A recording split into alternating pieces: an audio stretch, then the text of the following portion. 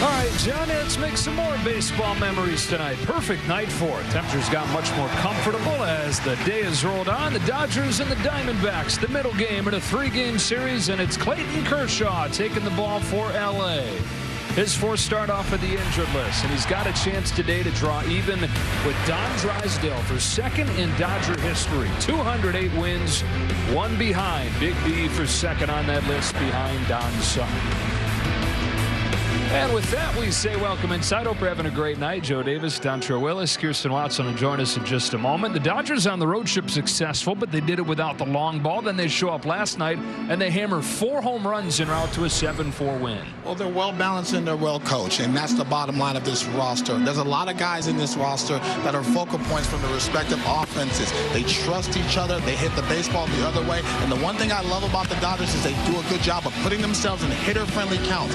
1-0. 2-1, and all of a sudden the pitcher makes a mistake and they do not miss it, and they're having a lot of fun playing with each other, and they understand this offense, especially with 2 MVP candidates with Mookie Betts and Freddie Freeman at the top, can go up against anybody in baseball. And Kirsten may be getting closer to getting the home run hitter back. We sure are, Joe, with J.D. Martinez. He's making his way back. He's feeling really good. So today he was able to pick up a bat, take some swings in the cage, was also on the field doing some work, some lower body work, and he told me so kindly, I should add, yesterday that I looked a little bit tired, but he in fact feels like a spring chicken right now. He was like, hey, I'm ready to go. The end of the season, let's do this, Kirsten. So safe to say, he feels fantastic. The next step for him, he will be going on a rehab assignment, and Dave Roberts hopes that he will be returning to the team on the next road trip, guys. All right, Kirsten, we've got a great pitching matchup in this game tonight, so we brought in a pitcher to break it down. Merrill Kelly, Clayton Kershaw, Detroit. I would buy a ticket to watch this matchup, but I'm in the booth, so I get to watch for free. And Merrill Kelly's going to be a tough matchup for this Dodger lineup. He's giving up 3 or less runs in 21 of his 24 starts, but you're hoping that the ghost of Chavez Ravine comes back because he is 0-10 against the Dodgers with a 5 ERA. And Clayton Kershaw, it seems like every time he touches the mound, he's breaking another Dodger record. One of the best left-handers to ever do it. Should be a good one tonight. And his 2.52 ERA, #1 in baseball. The Dodgers and Diamondbacks, game 2 in a 3-game series, and we've got first pitch coming up on Sportsnet LA.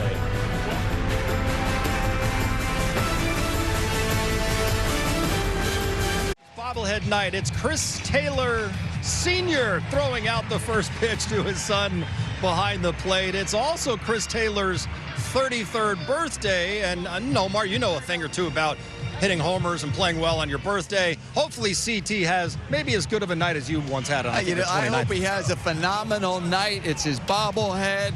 It's a beautiful night. It's Kershaw Day. Why wouldn't he have just a great night? CT3 Senior. I love you, Dad. It's the Dodgers and the Diamondbacks with Clayton Kershaw getting the ball. Jerry, you're still ridiculous. First pitch coming up next.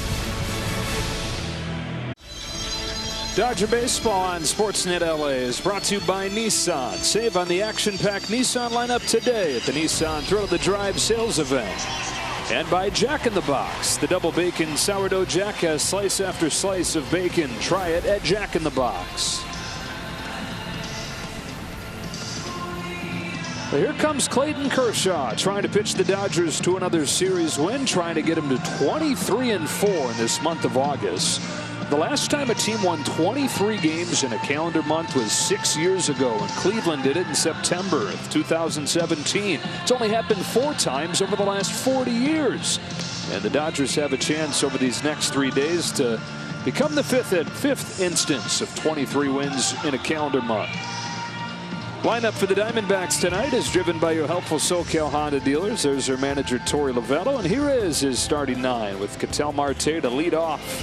I promise it's coming, and at the very least, I'll tell you what it is. Buddy Kennedy's going to hit second in DH. Tommy Pham's in right field, and it's Christian Walker at first base. Lourdes Gurriel is in left field hitting 5th, with Evan Longoria getting his first start of the series at third base. Corbin Carroll down into the 7th spot in center. Nick Ahmed at short hitting 8th, and Gabriel Moreno does the catching and bats 9th, fresh off his big game last night.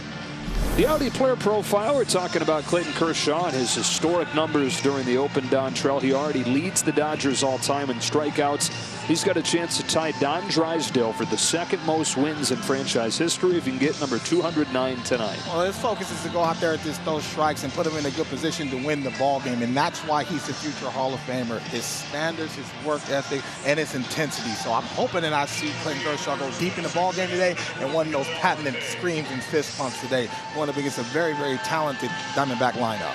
Well, it's his fourth start off of the injured list. 5 innings, 1 run in the first game. 5 innings, 1 run in the second game. And it looked like he was headed for another solid start against Cleveland. But 2 innings in, that game was suspended because of looming rain. And he only threw 33 pitches. His first pitch of this one is inside and a check swing from Marte. Ball 1. And off we go. And so it's stunted a little bit his build up towards fully built towards, the 7 innings, 100 pitches that he'll do at his peak. Dave Roberts said probably looking at 5 innings, 75 pitches or so tonight, given the step back last time. 1 ball, 1 strike on Marte. Well, it's important for him to be efficient, but when you're trying to work your way back, it's not necessarily so much the throws, but it's also the up, down, and so got to work your legs and loosen up that back because that's important for its extension, especially arm side. Here's his 1-1 pitch to Marte. It's a curve in the dirt. Ball 2. It's the 3rd time that he's faced Arizona this season. 1-1, lost 1. Actually, his first 2 starts of the year. It's his 44th start all time against the Diamondbacks. His 2-1 is inside, and another dramatic take from Marte. Ball 3. A lot of English on those takes. Yeah, I'm going to need a split on that one. 1-to-1, especially. I mean, he almost twisted his knee doing that. I mean, it's amazing that the bat never broke the plane. It is. So it's 3-1. Kershaw fires. Marte pops it back, and the count goes full. Marte was 1 for 3 with a double in yesterday's game. Extended his on-base streak to 7 games. He's a switch hitter that's much better from this side of the plate historically. And has homered against Kershaw 3 times in his career. Leading things off and golfing one high in the air down the left field line. Chris Taylor's over. He's got room for the first out of the night. That was a very dramatic first bat. Wow. just for a simple fly out to left. Absolutely. You're right. But again, they're trying to make adjustments, especially a lineup that's used to facing him. They know that he's going to bring the baseball inner half to the right-handed batter, and so Marte's trying to get his foot down a little bit earlier to try to beat that barrel to the spot.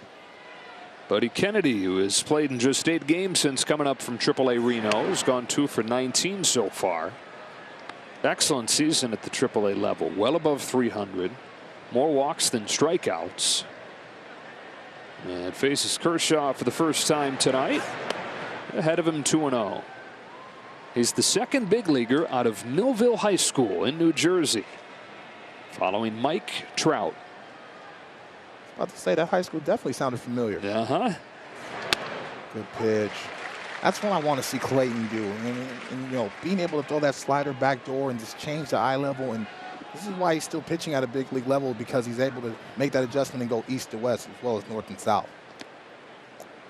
First changeup of the night right there. That's a very important pitch, and just love watching how he'll go to the net and try to work on that changeup grip, working on that feel. And I'm like, stop it, man. Just go home. You broke every record, but he understands the standards of being a big leaguer. Well, he's thrown 10 of those changeups in his first 4 games back. He'd thrown 8 all year prior to the injured list stint. Here's his 3-2 to Kennedy. It is swung on and missed. Strike 3, 2 out. That was all set up, Joe, by him showing the ability to throw the slider back door and the fastball back door, and then all of a sudden he goes back to his bread and butter, which is the slider right under the barrel. Great adjustment and good pitch call by Will Smith behind the plate. First strikeout of the game for Kershaw. If he and the Dodgers get 10 of those tonight, everybody's going to get a free Jumbo Jack tomorrow with the purchase of a large drink. 2 up and 2 down, and Tommy Pham bounces the first one by 3rd and foul. Arizona's won 12 of its last 16 games in search of its first postseason trip in 6 years, and they are right on the precipice of it. They get a half-game lead over the Giants for the final wild card spot. What a logjam it is, though. There are 5 teams within 3 games of the last 2 wild card spots. Thought baseball did a good job of just adding that extra wild card and keeping the regions and the teams in it the whole season. And so going to see some high-level, very intense baseball. I love watching that game last night. It felt like a postseason ball game in here, and the crowd at Chavez Ravine did not disappoint. 3-ball counts on all 3 hitters so far. Tommy Pham, who they acquired at the deadline from the Mets. Best he's been in years, and this guy's had some good years. Good take. Ball 4, 2-out walk.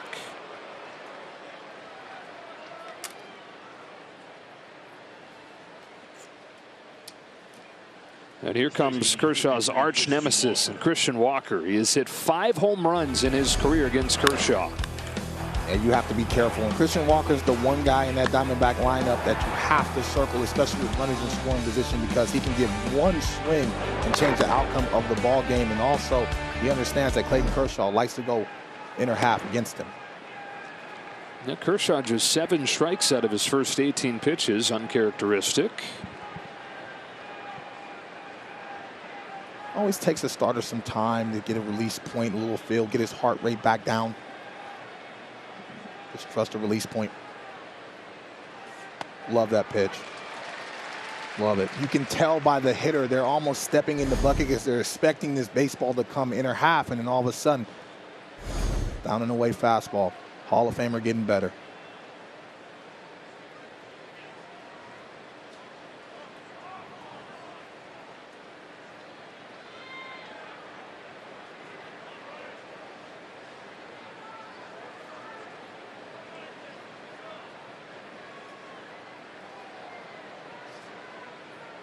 Pham at first, 2 out, 1-1 from Kershaw is a curve that just misses. Ball 2.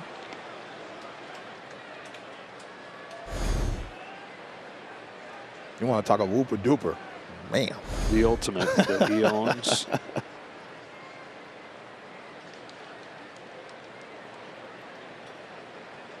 Here comes the 2-1 pitch. Walker can't lay off, and the count evens 2-2. No score, top of the first inning. Runner at first with 2 out. And a 2-2 count on the Arizona first baseman Christian Walker. Hitting this 220 since August 17th, so it's looking to try to charge one right now. 2-2 pitch in the dirt. Count goes full. And so Kershaw's gone to 3-ball counts on all 4 hitters in this first inning.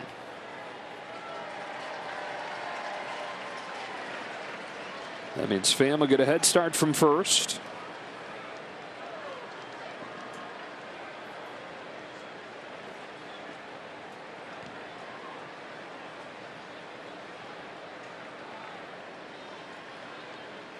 There goes Pham. Here it comes. Ball 4. Back-to-back 2-out walks. This seems a little rushed. You can tell he's battling his mechanics, release point. And this happens to everybody, where you feel good in the bullpen and all of a sudden a batter comes in and your depth perception changes, and all of a sudden you're pitching more tighter, more finer, and 2-1 counts. You want to stay out of that. You're trying to throw a breaking ball, and it has great action, but it's another ball, and so he's got to be able to get ahead and stay ahead if he wants to be efficient.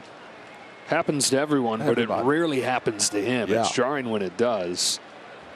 First one to Gurriel is golfed into center field, and all that leads to nothing. A whole lot of nothing. The scoreless first inning for Clayton Kershaw. The Dodgers come to bat against Merrill Kelly when you come back. Cal Honda dealers, and it sounds like this. Mookie Betts leads off. He's at second base tonight. Then it's Freddie Freeman and Will Smith doing the catching. Muncy bats cleanup at third base. David Peralta DHs today out of the 5 spot. And then it's Jason Hayward and James Outman. Chris Taylor bats 8th in left field. And Miguel Rojas back in the lineup at short, hitting 9th. It is Merrill Kelly for the Diamondbacks. Career year and career game his last time. 7 innings against Cincinnati. Gave up just 1 base runner. He struck out 12, didn't walk anybody, and would have kept going if not for a cramp in his leg that was the same thing that forced him to leave his start against the Dodgers a few weeks ago. His first pitch to Mookie Betts is in there for a strike. And he was dealing against the Dodgers too, so the Dodger faithful was happy that he caught that cramp and he was okay, but I think he's found something not only with the changeup, but the slider to the right-handed batter. So I think the Dodger lineup needs to look for that pitch, like that right there. Bouncing ball. Ahmed gets there, twirls, throws. Walker comes off the bag, and Betts is on with a leadoff infield hit.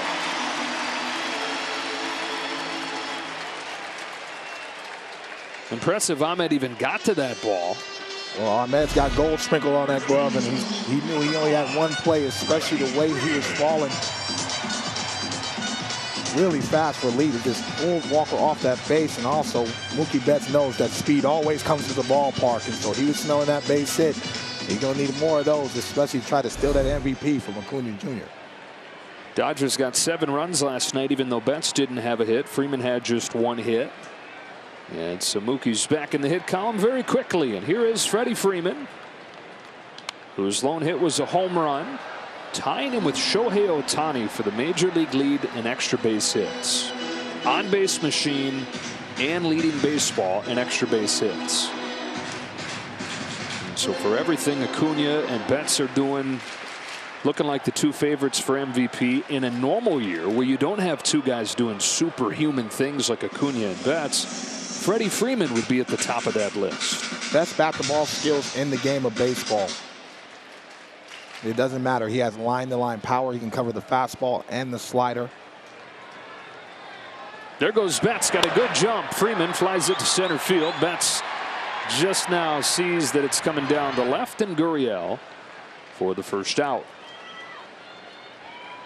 And watching Freddie Freeman hit in a cage, he gets mad when he feels like he's out in batting practice, let alone in the big league game. So he's going to look back at that tape and say, man, I got to hit that baseball a little bit better with authority, especially when Kelly misses up in the zone, which is very rare. And as you know, Freddie Freeman mad is, gosh dang it, God darn it, he says. But still has that fire in him, though, to be one of the best in the game. And so he's so good when he does a regular fly ball. It's almost shocking because you're always used to him squaring up the baseball and providing loud contact.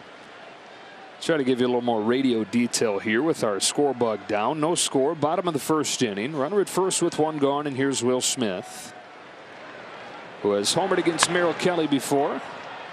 Pokes his first one foul, strike 1. 2-hit game for Smith yesterday. He slumped a little bit a couple weeks before. It was just 2 for his last 19, but 2 for 5 yesterday.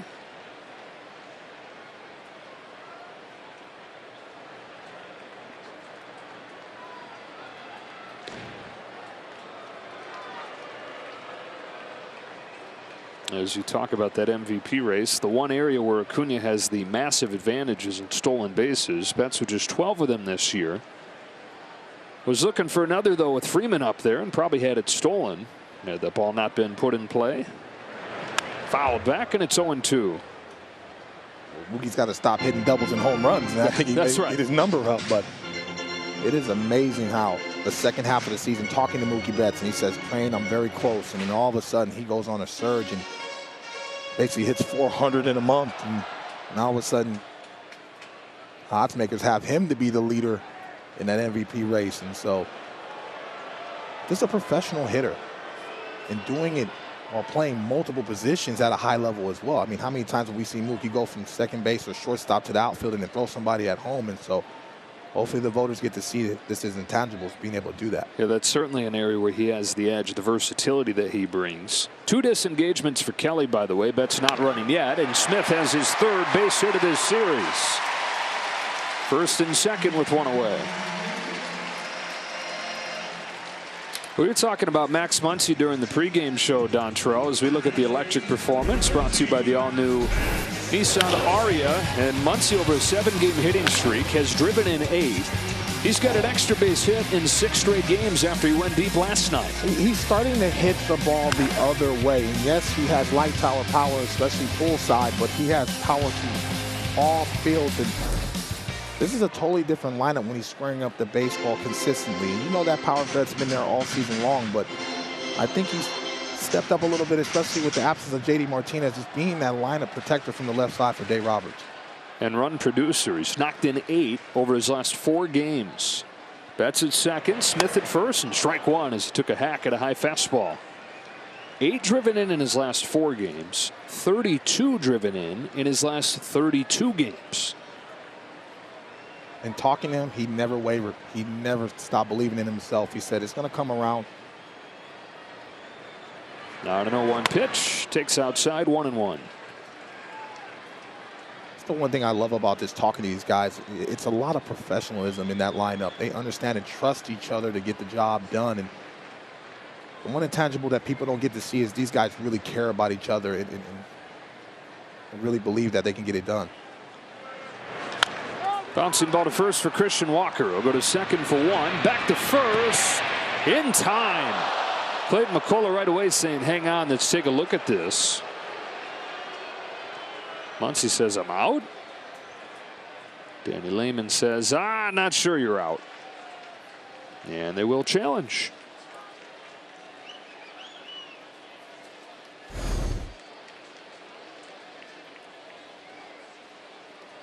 Yeah, nice turn by Walker and Ahmed, being able to get it out of the glove and making that close. Los Angeles is challenging the out call at first base. Oh, safe. Should not take long. I don't know, Joe. Something's going on with the TVs in New York. Sometimes they see it from one angle and it takes a little longer than it's supposed to. And obviously you hear by the crowd roar that it's like, hey, man, we got a big enough Jumbotron in Los Angeles. I think we got it, right? Yeah, we can handle it here. Yeah. Yeah. Get to bed, New York. It's late. So Muncy's going to reach on this fielder's choice, and it will give David Peralta a chance in the first inning. No score.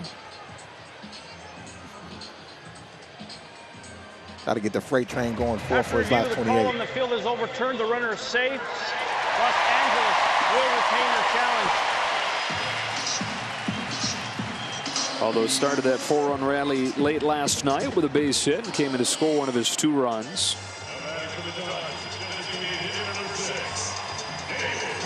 And of course trying to get it going against his old team where he spent the first 8.5 years of his career. How nice was it for him to factor last time they were in Arizona, not only at the plate, but a nice little home run save and grab in left field, and the crowd, even the home crowd, had to give him his flowers. And so be living in Arizona, he's a big time player and big time community guy off the field as well. First and third, 2 gone. Inside, ball 1 from Kelly. Well, like Clayton Kershaw, Merrill Kelly has been at his best when there's been traffic. 175 average against with runners in scoring position. That's 3rd in the National League. Home of the 1-0. Peralta taps it foul. And the count evens 1-1. It's already the 4th start that Kelly's made against the Dodgers this season. He's made 15 against LA in his career. And he's the only pitcher ever to make that many starts against the Dodgers and not win. In 15 starts, Merrill Kelly is 0-10 against LA.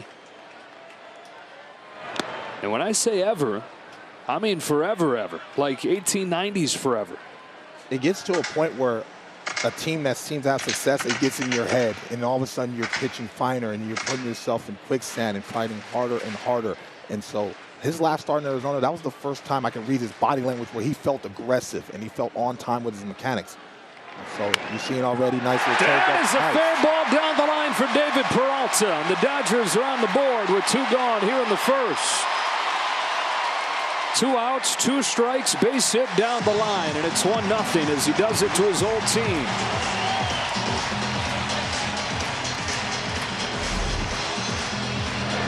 Got his foot down early, Joe. Fouled off a really good changeup from Kelly, and all of a sudden Kelly tries to sneak the fastball by him. No chance, and the freight train continues to haunt his old team. Dodgers 1, Diamondbacks 0 in this first inning. Second and third with 2 out for Jason Hayward, who followed Peralta's base hit last night with a 2-run home run. After he hit 1 last year for the Cubs, he's got 12 in his first year in LA. First one from Kelly is a breaking pitch for a strike, and he has seen more and more breaking stuff because that is what he's struggled against over the last couple months. Just 2 hits against breaking pitches.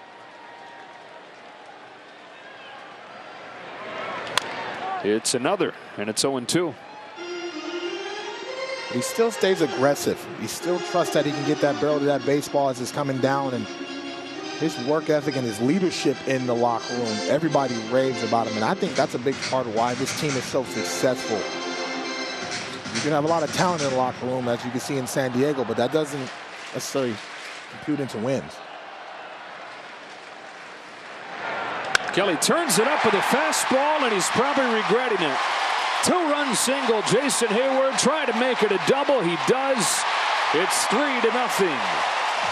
3 2-out runs for the Dodgers in the first. Look at the old man hustling, Joe.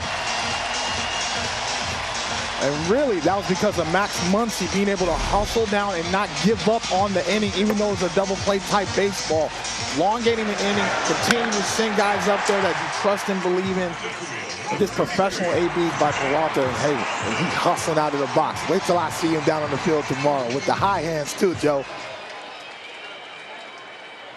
The high hands? There's the high hands right there. Oh, the running, okay. Form running. Uh-huh. Outman with 2 away. Ball 1. Now, see, if you're Kelly, now you're like, here we go again. Now, all of a sudden, I'm 1 pitch away from getting out of the inning, and this lineup does just not let up. James Outman has not let up against Arizona this year, as you see on our Bounty Quick stats. His home run last night was his 4th against him. And he's homered in back-to-back games going back to the end of the Boston series.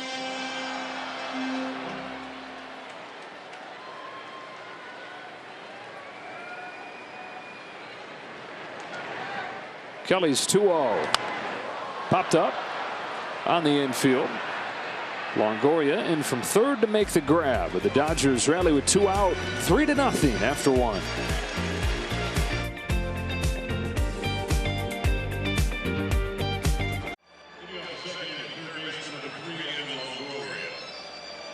I told you it was coming. Here's the Diamondbacks lineup, driven by your helpful SoCal Honda dealers.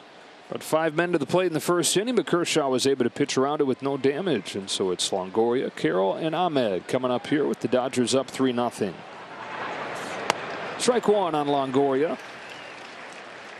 37 years old in his 16th big league season. And again, he's been solid when he's been healthy, but on and off of the injured list this year. And just came off of the injured list with a back issue.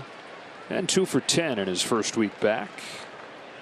Playing time sporadic at this point, but on a very young team, he's been so valuable as a veteran leader. Curveball misses away. It's 1-1.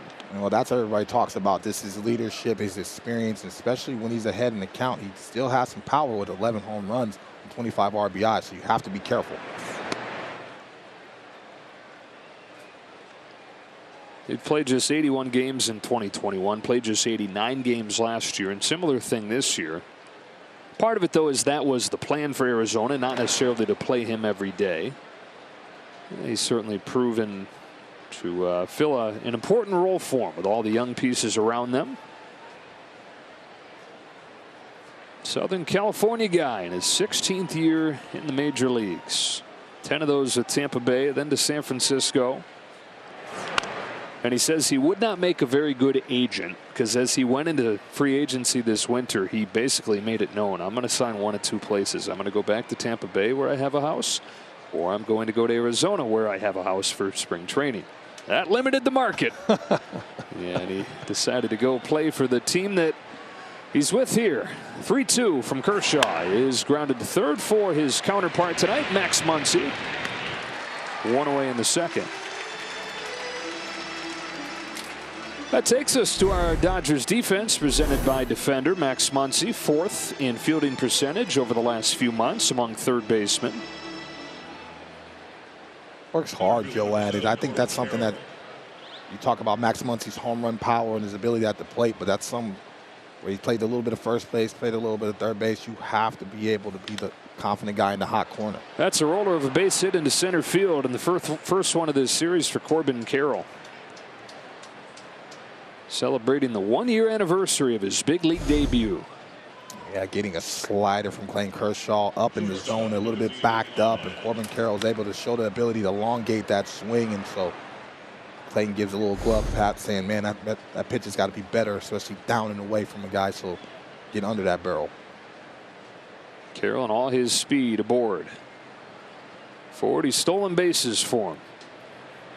Ahmed up. Ball one from Kershaw. You know, with this being 1 year in for Corbin Carroll, it's a good time, it feels like, to take stock in what he's done already. 26 home runs, 42 stolen bases. He's been an all-star already, but most importantly, he's given them a legitimate star, and with that, a jolt that just might put him back in the postseason. They've had other good years from plenty of guys, but he's a game-changing, franchise-changing talent. You're just worried about his shoulder, and so if he's able to stay on the field, he'll get 50 stolen bases just because of the speed and being able to get on base consistently.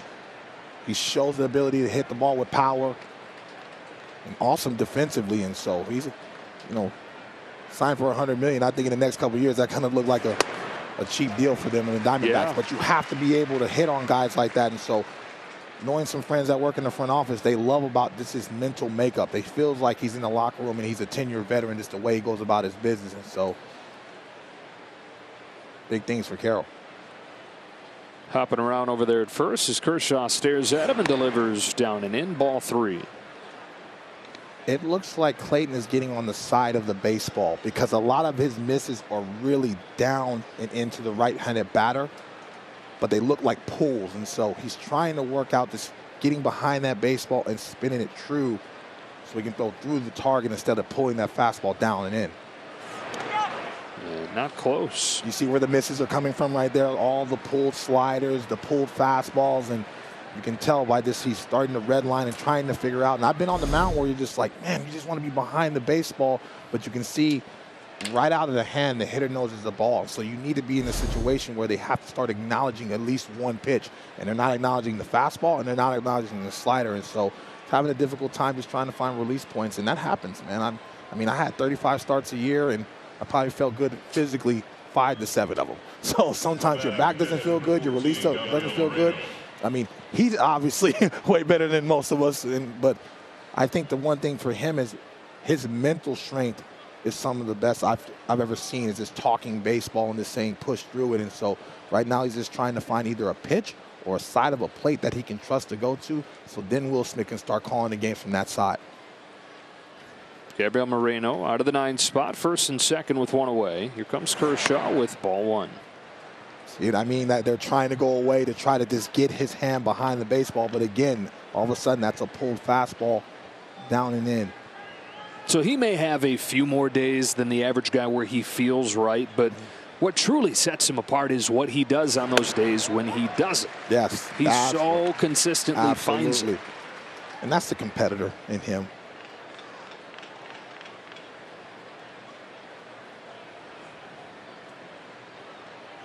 One of the many bright spots on this Diamondbacks team right here. The rookie Moreno took a curve in the dirt to move ahead 2-1.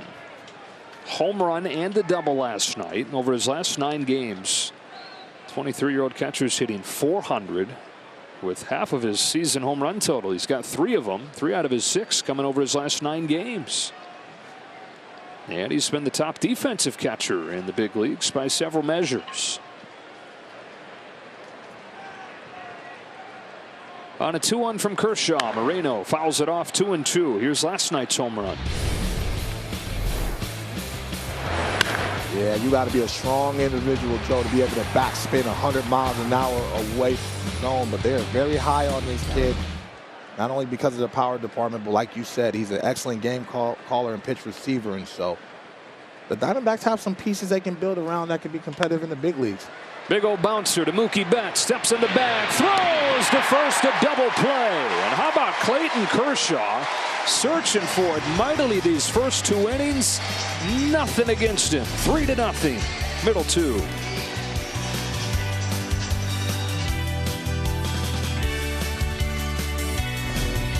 Starting lineup in graphic form, driven by your helpful SoCal Honda dealers. And that guy there, the fake one, making the catch. Bats 8th for the Dodgers tonight. Here he comes to lead off this 2nd inning on his bobblehead night. That is Chris Taylor. And that bobblehead is a depiction of his play in Game 7 of the National League Championship Series in 2018 against the Brewers, on a day where he started the game at second, had just moved into the outfield, and preserved a 2-1 lead and a Game 7 win with that diving play. And he has his bobblehead night on his 33rd birthday. Dodgers 3, Diamondbacks nothing. Strike one from Merrill Kelly. I mean, how many times have you seen CT3 make a good catch in a key situation? I feel like he's always overlooked, kind of like the unsung hero, and then all of a sudden the ball gets to him, and he always makes the right route, the right decision, and the right play. Has homered against Kelly before. It takes a changeup low. Count evens 1-1. And playing time has been harder to come by lately. But even in that limited playing time, which can be hard to really hit your stride, he's hitting .290 in his last 11 games. On this 1-1 pitch, fouls it into the glove, 1-2. Well, he took it personal, Joe. You know, he won't say it, but he took it personal. And all professionals, you feel like your playing time's being taken away from you. You say you still have a lot in the tank. And also, he's starting to lay off that fastball up in the zone that he struggled with last year.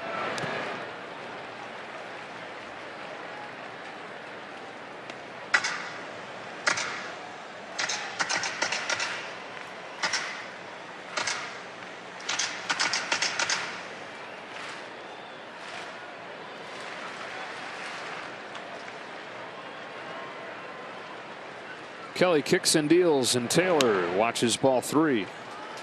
Arizona lined up its pitching for this series so they could have Zach Gallen in game 1, Merrill Kelly in game 2, and these guys have both been ace caliber pitchers this year. Dodgers have gotten 9 runs against them.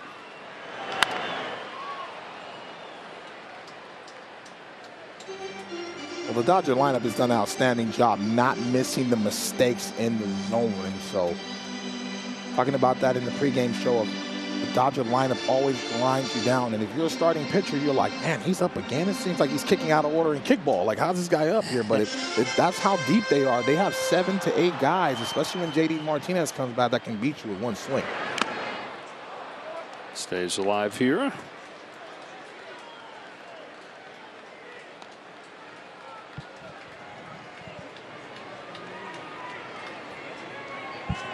It's pretty tight head. It's not bobbling real hard yet. You gotta grease it up. You don't want to break it, Joe. No, it's a fine line, isn't it? Just ask my 4-year-old. Daddy, his head broke. Well, how did that happen? Leadoff walk for Taylor.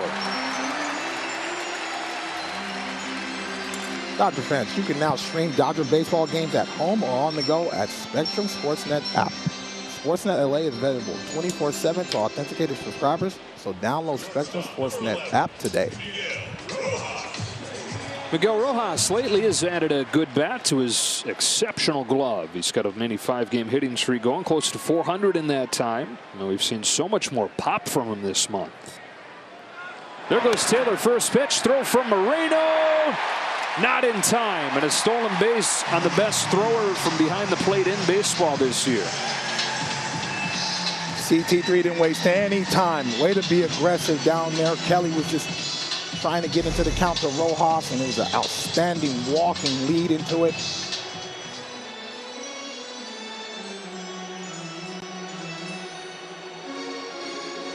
Hand comes off the bag. Going to see if Marte still can provide that glove, and they're not even going to challenge it. Taylor's been running much more lately. 13 out of 14 in stolen bases this year. He's in a scoring position for Rojas, who shows bunt and takes a generous strike over the inside corner, says Brian Knight. Yo, I got to be honest, I never got those calls. No? Never. Not once. Man, I was very nice to the behind the plate. Till they didn't give you that call. Yeah, then your boy Train got a little spicy, but it's okay. Oakland started coming out of you. That's up the middle. That is through, and a base hit for Rojas. The stolen base turns into a run. 4-0 Dodgers. Bottom of the order getting it done. And how about Miguel Rojas, who came into the month of August with 12 RBIs on the season. He's got 12 this month. He changed his mentality at the plate. He said, I need to start pulling the ball. And this is what he did in a Marlin uniform. I thought at the beginning of the season he wanted to always make the right baseball play, especially at the plate, hit the ball the other way. But he definitely has some pop to the pull side. You need him to be aggressive, especially in hitter-friendly counts. And I love that he's changing his sights to left center field, especially on breaking pitches. And as he's done that, Dontrell, he's not looking to just put his bat on whatever ball gets thrown up there. He's making much better swing choices. Miguel Rojas' chase rate way down. He's going to run on Moreno. He gets thrown out. And so Moreno's season average holds true here. Now, the average major league catcher throws out 1 of every 5 potential base stealers. Moreno's every other. He's got a cannon behind that plate. I was watching him long toss with Kelly, getting him warmed up, and he had no problem flicking that wrist and getting that ball over there for looked like 80 yards in that outfield. And so that's another intangible they're going to love, especially when you're a pitcher. You can only throw over twice. Well, it's extra impressive what Moreno's doing, considering that he didn't even play catcher until the Blue Jays asked him to at a tryout in order to sign him. Basically, he was a shortstop, and one day the scout said, "Hey, have you ever caught?" And he said, "Not in my life." And they said, "Do you want to?" And he said, "Sure." So he goes back behind home plate, makes a few throws for him, doesn't think too much of it. The next day he's back at another tryout. His agent pulls him aside and he said, "Hey, the Blue Jays like what they saw. They want to sign you as a catcher." 3 balls, 1 strike on Mookie Betts. About a year into it, he's saying, "I think I made a mistake. My body hurts. This isn't any fun. Is there a way to reverse this deal? Can I get out of this and try again as an infielder again?" And of course, the answer was no. Betts takes the walk here, so he's stuck with it. A couple years later, he was in the big leagues. And a year later, after breaking in, he's the best defensive catcher in the game statistically. Well, he figured out how he can be impactful, and one, more importantly, 2, what's it going to take for him to be a big leaguer in that position? Listen, it doesn't matter where you're on the field.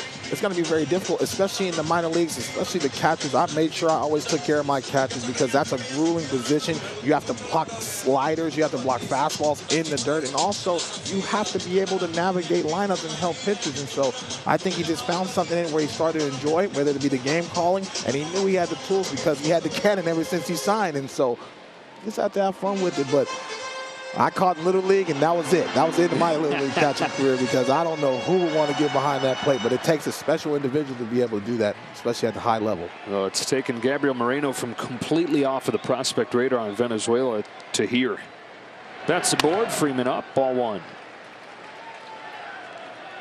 Dodgers have been extra aggressive against him, though. It's almost as if they've been like, okay, we'll see. 3 guys have run on one of the first 2 pitches since reaching. Betts is one of those guys. He's got a good lead again, not running this time. 2-0 on Freeman. Kelly's having a difficult time trying to hold the runner and still be pitch efficient to the plate. And so stuff is not as sharp. Having trouble following the mid, and all of a sudden, one of the best hitters in the game is in a hitter-friendly count.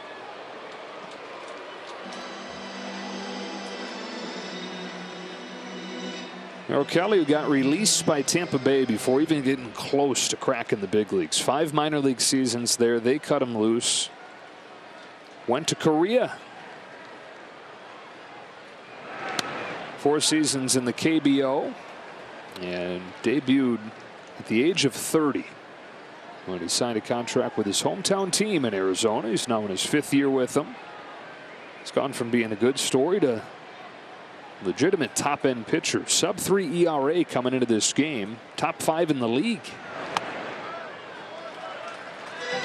Also being in the front line for the United States for the WBC, I thought I saw some growth in him that he feels like he can pitch at a high level in a big stage, you know, and so obviously the changeup has to land. It's not landing for him right now, and so that's why he's struggling getting these Dodger hitters out. But I thought the last start I saw him in Arizona when he was mixing in that changeup and that slider, and he also has a little turn in his windup. He's very deceptive.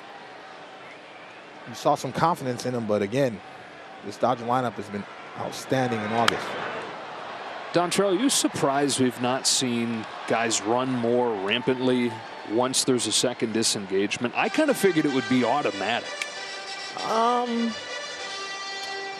It depends on who's hitting at the plate. You also don't want to take the bat out of certain guys, and so people are very selective, you know. And I thought as the year progressed, Dave Roberts started to give guys green lights. You didn't see him run as much early in the season, but now I think they took a page out of the Pittsburgh, Cincinnati Bucks, having tough series against those guys and seeing what the cause and effects are when you do put guys in motion. And I think Dave Roberts made an adjustment and says, hey, it's green light. If you feel like you can go, take that base, and I'm going to trust you to make the right baseball play, especially when you have a lineup that is veteran-led like the Dodgers are. Betts was running there. Pitch was fouled off.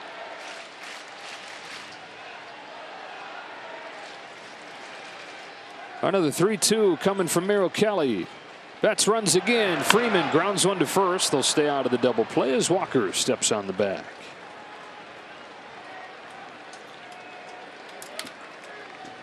Well, running rampant or not with 2 disengagements, we've seen a highest stolen base success rate ever. 80% success rate. I really wish my man Juan Pierre was still playing.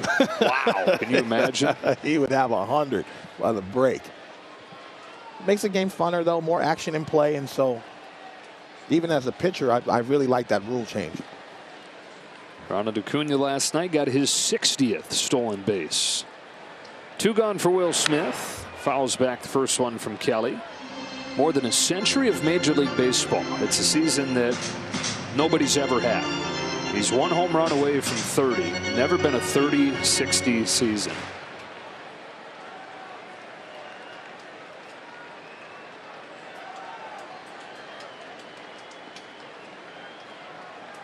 Betts is second with 2 gone as Smith lifts a fly ball to deep left center field. Carroll's going back on it. It's going to stay in the yard and end the second. Dodgers get another run. It's 4-0 after 2. Support your Dodgers into the home stretch at MLBShop.com. Check out the largest selection of authentic jerseys, caps, t-shirts, collectibles, and more. Gear up with your Dodgers at MLBShop.com.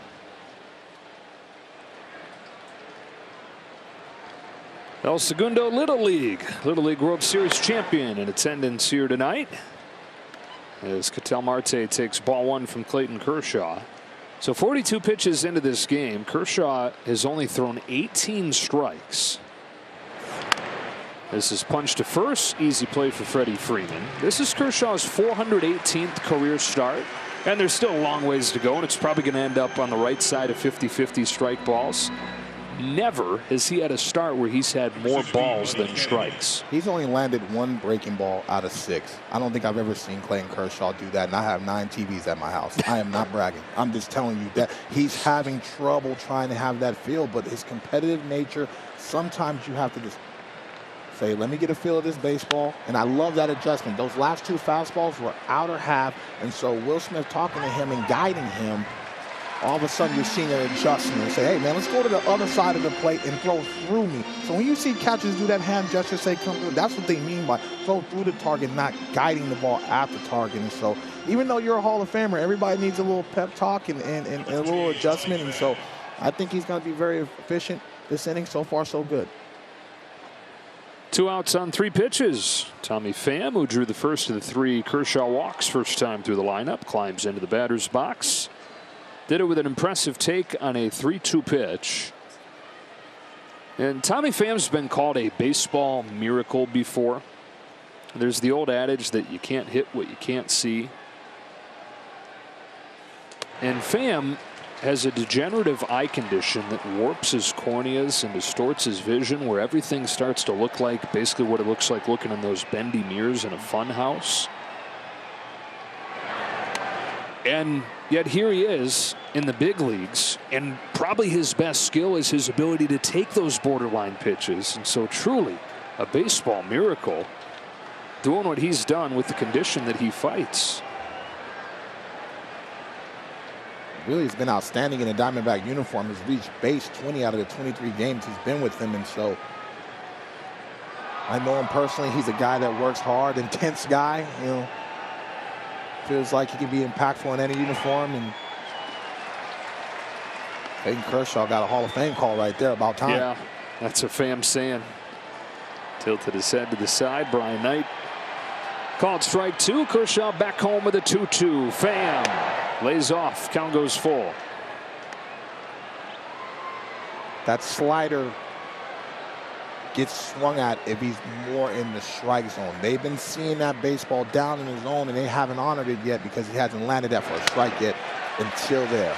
And he's got his first clean inning of the game, and he does it on 9 pitches, restoring order in the 3rd.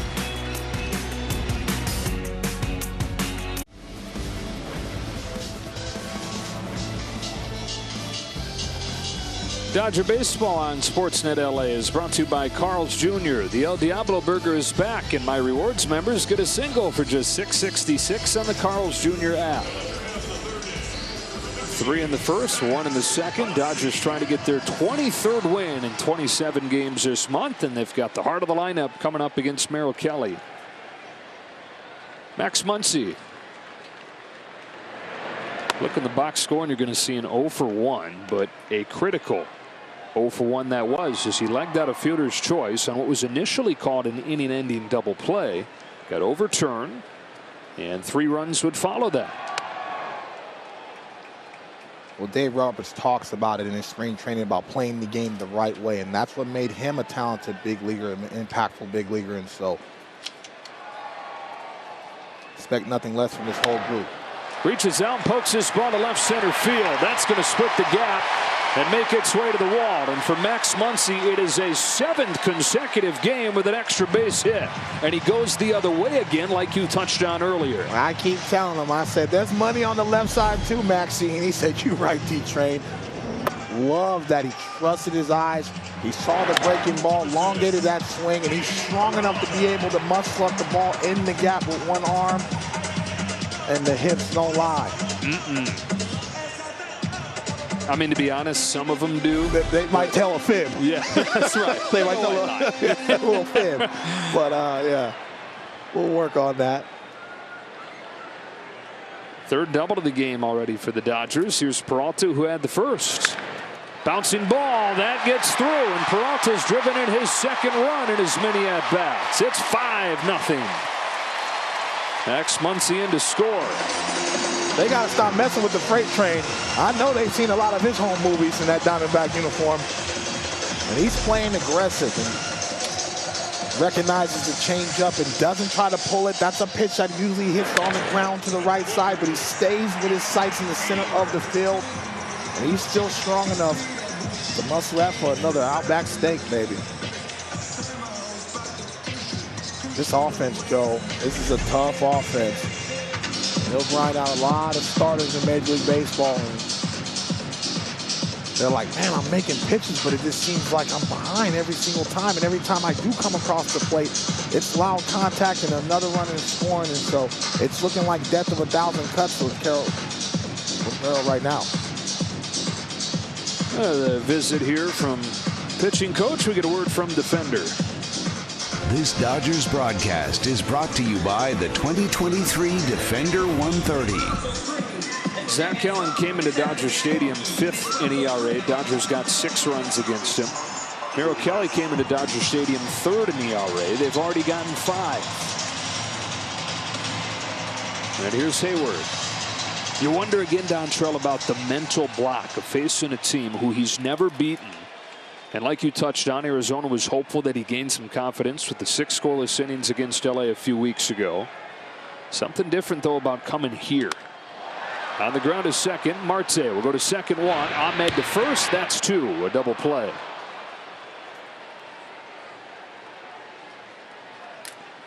Dodgers 5, Diamondbacks nothing. Here's James Outman, and we take a look at his 4 home runs against Arizona on StatCast. 3 of them coming over the first couple weeks of the season. Then again last night on an absolute bullet down the line.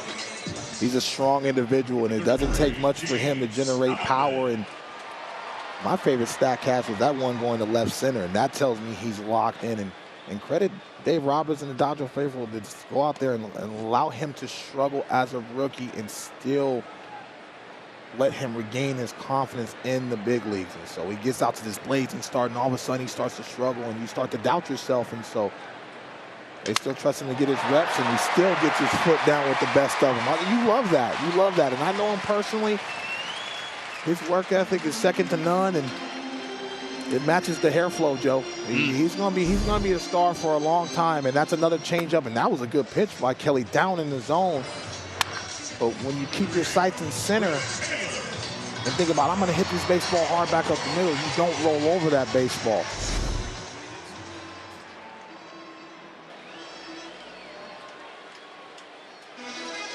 Eighth hit in 3 innings against Kelly. Chris Taylor drew a walk to start last inning, stole second, came in to score.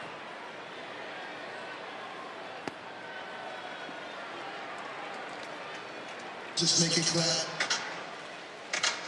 Since 2019, the D-backs are 7-29 in Dodger Stadium. It's not just a Kelly thing, it's a team thing that they're like, oh no, here we go again. Is this game going to get out of hand? Or are we going to struggle here? How do we find a way to beat our rival? Especially when you feel like you're an upstart and you want to gain some respect. Very difficult place to win, especially when the offense is firing on all cylinders like they are right now. On 2-0, Taylor ropes one down the line. That's a fair ball that'll scoot to the corner. Outman on his horse, giving the wave, heads home, relay heads home, it's not in time, and a double for Taylor makes it 6-0. He takes third on the throw, having a successful bobblehead night. Only fitting, Joe. Got to be able to show out on his bobblehead night, but they might need to make another bobblehead because he's getting his foot down early and often. Stays on a changeup. Kelly just does not have the feel of the changeup, and he's missing belt high, and it's costing him. And love that Dino sent him. We're going to put this game out of reach as best we can early, especially turning over the lineup another time, and we're only in the third inning. 6 runs on 9 hits against Merrill Kelly, who's coming off a 7-inning 1-hit performance against the Reds. That's against a pretty good Reds lineup. But it ain't this Dodger lineup. 2 gone for Rojas, who lifts the first pitch foul. Rojas, RBI single his first time, has doubled his RBI total for the season here in August.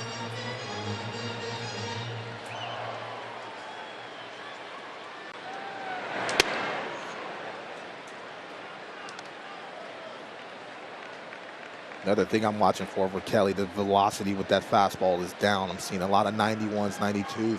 For that changeup to be effective, it needs to be 94 to 95.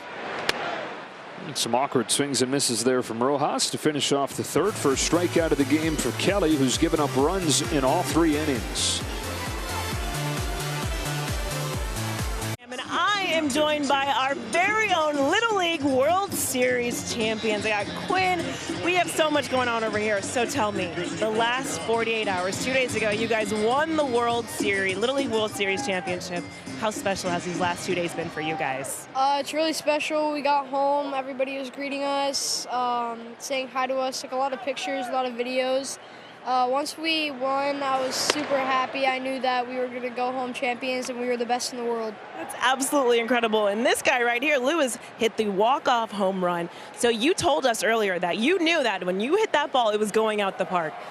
Describe to me just the emotions of having that moment and you all winning. Well, it feels like you're floating on a cloud, like going around the bases. You're just so happy and excited. It's just really amazing.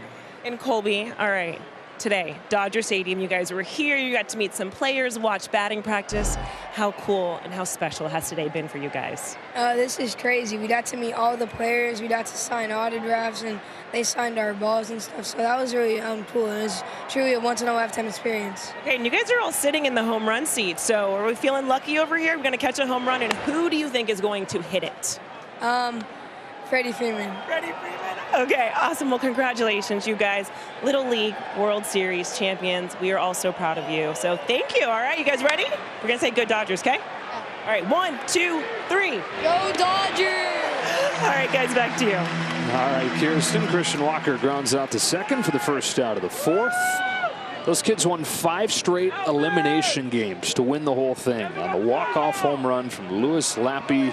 His 5th home run of the Little League World Series was a walk-off. He could retire as an athlete and go out on top right now. Don't do it, Louis. All I'm saying is, like, holy cow. At the age of 12, he's done that. He's won a World Series championship with a walk-off home run. With a swing like that, I think he's going to have a nice little career in baseball. Yeah. Hitting one to the people, Joe, in the Little League World Series to send them as champions. But every childhood dream to be able to do that in that big stage, and just love that coaching staff, and they just talked about this. They understood they represented the city of Los Angeles, and it's the great run they've had. Looper into left center field. Rojas over the shoulder takes a hit away from Gurriel. Mickey Rowe can go get him with the best of them. He prided himself on really just being an elite defender. Great jump off the bat. And over the shoulder catch. Rams might need to bring him up. Clayton says, yeah, that's an Oscar-style steak for you. You got to take care of your defenders sometimes, Joe. You know, it's like you take care of me, you got to take care of your guys. What if he doesn't like it Oscar-style, though? But get whatever you want. Okay. Butterfly it, whatever you want. Strike one on Longoria. Grounded to third his first time. Oscar-style has little crab, seafood meat, yeah. I don't like it Oscar-style. Come on, Joe. One ball, one strike. You can live a little besides the kale salad. So I'll eat steak for days. I just don't want seafood on it. You want seafood, get your seafood. Absolutely. Put it on my steak. We're going to go. We're going to go. 2-1. Love that Clayton's made this adjustment, though, to be able to throw the baseball arm side. That is key for him down this stretch to get a feel of that changeup and that fastball so he can open up things for himself. Much more efficient these last two innings, giving him a chance to get through 5, which he'll, of course, need to do if he'll want to tie Don Drysdale tonight for second in Dodger history, sitting on 208 wins. Don Sutton's got 233. Don Drysdale 209. A 2-2 to Evan Longoria. A curve falls out of the sky to ring him up and finish off a 1-2-3 fourth. Ooh, that's vintage right there. Good pitch.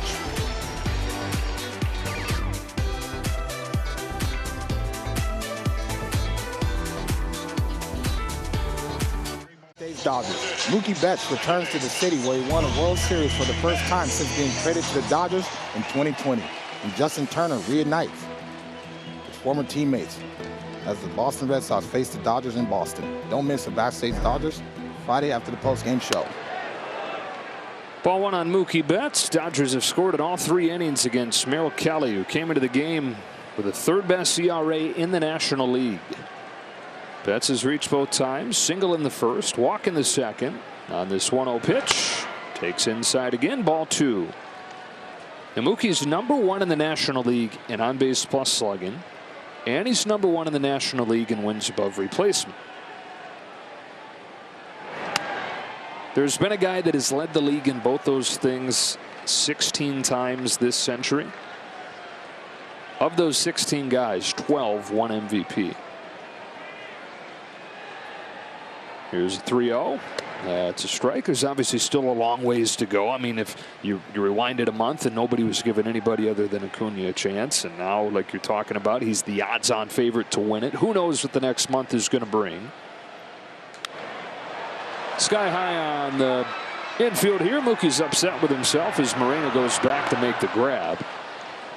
The one thing that Acuna really has going for him is that stolen base total, which nobody can hold a candle to. But I think if you stop right now, I think Mookie's going to split the vote just because the way he's slugging the baseball. I mean, he's been impactful. And we talked about this early in the ball game. Also, I think the voters are going to look how elite he is as a defender at multiple positions. And so, yes, Acuna Jr. has a stolen base, and I don't think anybody can stop him because of his productivity and his line of protection. But, man, I think it's going to be closer than what people think. I don't think Acuna Jr. is a runaway with it anymore. Walker knocks down this in-between bounce, and they get Freddie Freeman.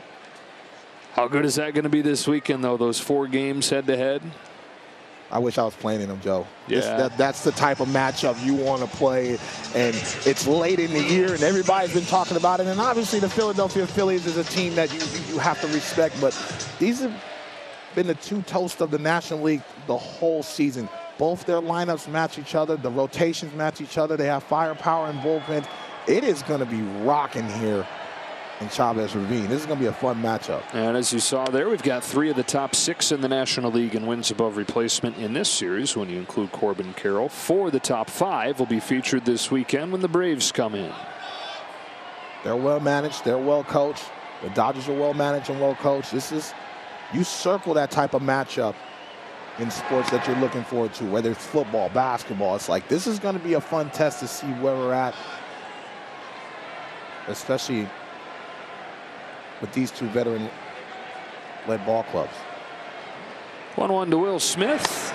A little bit outside. Ball 2. Braves are beating the Rockies right now. Trying to take all 6 games from Colorado this season. They've scored 57 runs in 6 games against the Rocks. To left center field goes Smith. Here comes Gurriel to end the inning. 1, 2, 3, 4th. First clean inning of the game for Kelly.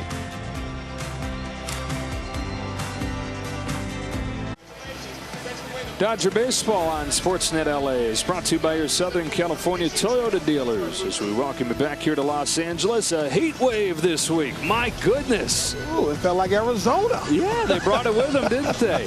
Supposed to cool off though as this week goes on. I think it even dips down into the 70s over the weekend. Clayton Kershaw back to the mound for the top of the 5th. Kershaw needed 20 pitches an inning to go through the first 2. 10 pitches an inning the last 2, giving him a chance here to get through 5 as they continue to build his pitch count back up. Corbin Carroll leads off the 5th and takes a ball from Kershaw. If he can complete 5, he would be in position to tie Don Drysdale for the 2nd most wins in Dodger history. I mean, it seriously seems like every time Clayton Kershaw steps on the mound, he's breaking another record. And so that's obviously success and longevity, but you know, I have a Warren Spahn Award, and that's an award they give to the most outstanding lefty in baseball. And I tell them all the time, I say that's the one award that I have in my house, and that makes me so proud because Clayton Kershaw has this award, and he gets all bashful because he doesn't like people talking about him. But seeing my picture next to Clayton Kershaw, man, gives me big time honor. Altman going back on this one, and it carries out of the yard. You talk about backspinning a ball out of here. Corbin Carroll just did to get the Diamondbacks on the board. Well, I have to take responsibility of that home run, Joe, because I talked about his power the first time he hit the base hit, and so he can do that. His strength, especially letting that baseball travel deep on a breaking ball, you have to be a strong individual. He gets his foot down early and really just cuts down and backspins that baseball, and the ball just never wanted to come down.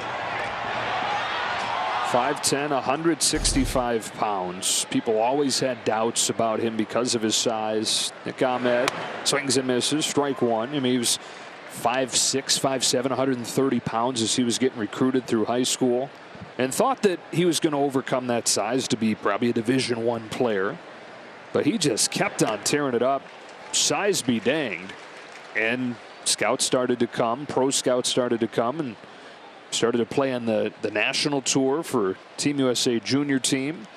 And before he knew it, he was a first-round pick, but with some of the edge and some of the drive coming from that lifetime of being told he's too small. Sometimes you need that, Joe, that fire. Enough people tell you no and you believe in your ability. Ahmed flails at a breaker. 3 straight pitches, and Kershaw gets him.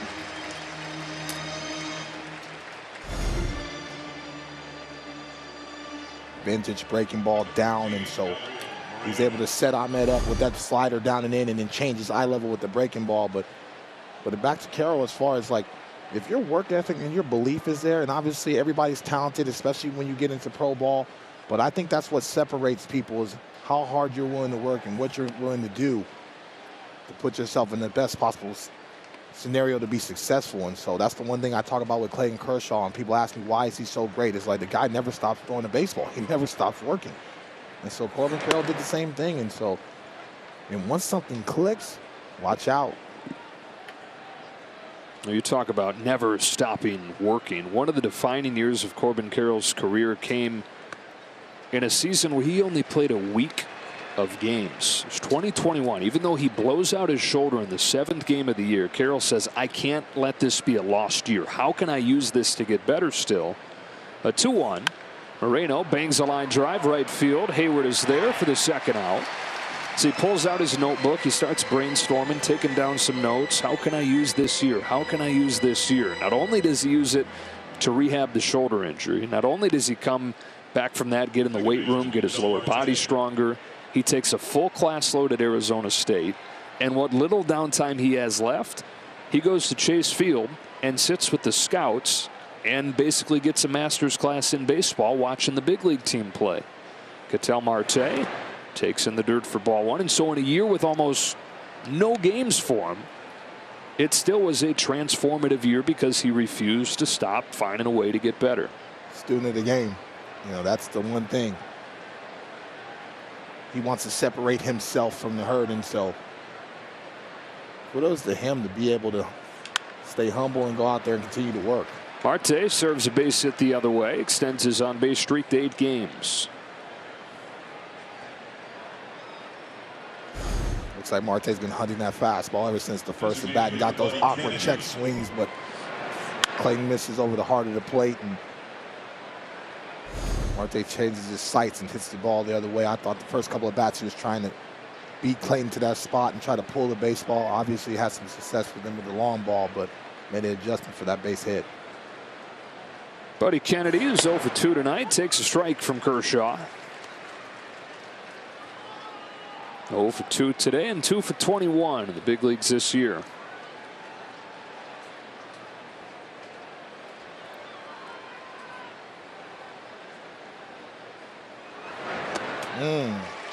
Got Smith with the backswing there after he missed the curveball. 0-2. Man, I feel like Will Smith gets hit a lot with people's backswing. Take care of my man Smitty back there, man. I had to deal with a concussion already, and so worried about my man back there.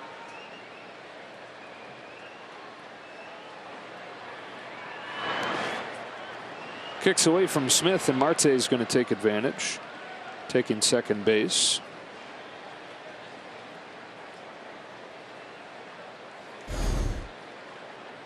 Just a pulled breaking ball down, and Smitty trying to be able to slide over, but it catches him right on the left side of his chest and kicks away enough for Marte to be able to advance. Hot, humid night. Clayton looking like he pitching in Miami. Freedom. Yeah, what do you know about that? Woo. Gets him with one of his best sliders of the night. And Clayton Kershaw is able to finish 5 innings in this game, in position to get win 209. November 13th, when the Dodgers take on the San Diego Padres for Dave Roberts Bobblehead Night, presented by MasterCard. For tickets and more information, go to Dodgers.com/promotions. That's sweet. That is cool. With that great smile. Every time you talk to Skip, he always warms everybody up. See if we can warm up Kershaw here. You know, Clayton's going to be look at, there you go. Clayton smiles. You know, he's going to be frustrated with how long it took him to find it tonight, but it's just the latest example of a night where he didn't have close to his best stuff. And you look at the final line, you would never know. That's how you get 200 wins. That's just the bottom line. Being able to grind when you don't have your best stuff. 1-2 on Muncy. He got 5 Ks and has the Dodgers halfway to Jumbo Jacks for all tomorrow. Get some fries with them. Gonna have to pay for those. 2-2. Oh, man. You are a constant pro, Joe. Just making sure that people know. I don't want him getting there and saying, hey, Dontrell said I could have fries too. Oh, man. Could you imagine? Yeah. They're going to say, who? How many Dontrells do you know? 3-2 on Muncy. Yeah, Gus Varlin loosening. Muncy scored a couple runs tonight, reached on a fielder's choice in the first inning, doubled in the third. Leads off this 5th. And we'll wait on another 3-2 pitch. Well, his double extended his extra base hit streak to 7. Extra base hit in 7 consecutive games. Even that fastball swing, though, that looked like a swing. He was trying to hit that ball to left center, and that baseball got a little deep on him. But I like his aggression.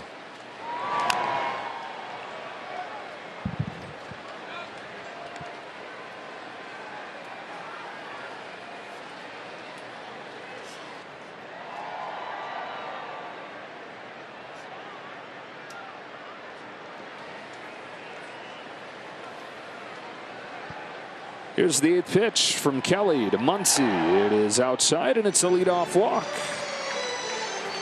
Double checking, making sure that's ball 4. Well, as Arizona looks up at the Dodgers on the scoreboard here, they look out at the scoreboard and see the Giants with a 5-0 lead over Cincinnati. If both scores hold, the Giants would take over the last spot in the wild card standings. And it's not just a 5-0 lead for the Giants, it's a no-hitter for Alex Cobb through 7+ innings. Yeah, well, he's one of that duo between him and Webb, that 1-2 punch at the top of the rotation. And he can do that sometimes, especially with the movement that he has with that sinker and the changeup as well. And so I think those are the 2 weapons that Webb and him have that they can rely on. Jam shot off of the bat of Peralta that is going to drop into shallow center field for a base hit. Barrels are overrated. Put it in play and good things happen. A lot of good things happening tonight for David Peralta, who is 3 for 3. Turning back the clock on his own team there. Getting a cutter in, but quick enough hands and strong enough to beat him to the position and just muscle up a base hit, and it's a line drive in the book. And it is a much different night for Merrill Kelly than it is for his old Double-A Rays teammate and Alex Cobb, who's pitching that no-hitter. Kelly's given up 10 hits through 4+ innings. Yeah, I've been there, Joe, where everything you're throwing up there seems to be getting squared up, and they're running on you, and you're doing your best to just try to slow the game down and put them in the position to be able to strike back. But that ball is absolutely destroyed, but foul. It's funny, David Peralta hits one like 50 miles per hour off his knuckles, and it's a hit. That one's hit to the moon, and it's strike 1.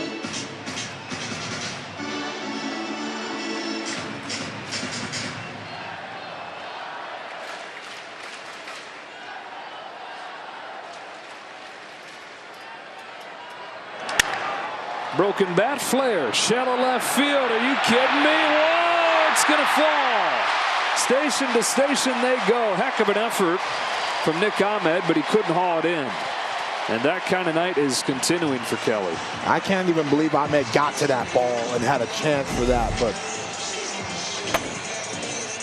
another jam shot in no man's land, and Ahmed did his best to try to do the over-shoulder catch, and his ball just hits off his palm. But because Longoria vacated, there's no one at third base for Gurriel to be able to throw that baseball.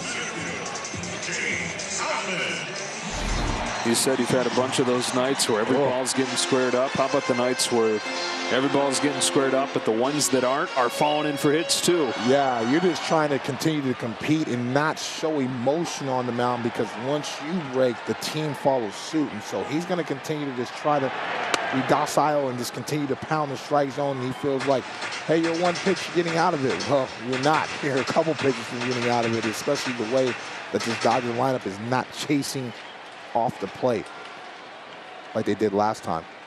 Altman took ball 1 inside. And now takes ball 2 outside. Is that what you used to tell yourself when things would get, you could get traffic? You tell yourself, stay docile, Dontrell. Stay docile. Every time I pitched in Dodger Stadium, I had to tell myself that every time I was getting beat up. I'm just picturing you using that word in your head. Just like this chill train. It's okay. Goes out to get this one. Flies it to center field for Corbin Carroll. Muncy tags from third. He'll head home. Throw goes towards third. Peralta is out. Tagged by Longoria. Outfield assist for Corbin Carroll. And 2 gone in the 5th. About a run in the bank, and it's 7-1. A lot of things going on in that play right there, Joe, but Corbin Carroll, really good throw right through the cutoff man. It freezes Hayward. Peralta's trying to beat him to the spot, but Longoria does an athletic play to not only get that scoop, but he able to provide the tag. But Ahmed sold that. So it's just good baseball all around. This is the type of baseball I love to see at a high level. Even though the Dodgers were able to score a run, defensively Longoria beats him, cuts him off to the bag. Keeps Hayward at first. Taylor, who's reached 4 times here on his birthday and his bobblehead night. Stuff in the stat sheet. Walk, double, Run knocked in, run scored, stolen base.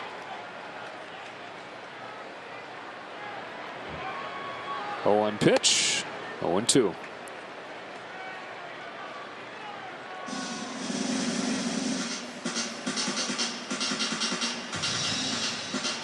Scott McGough.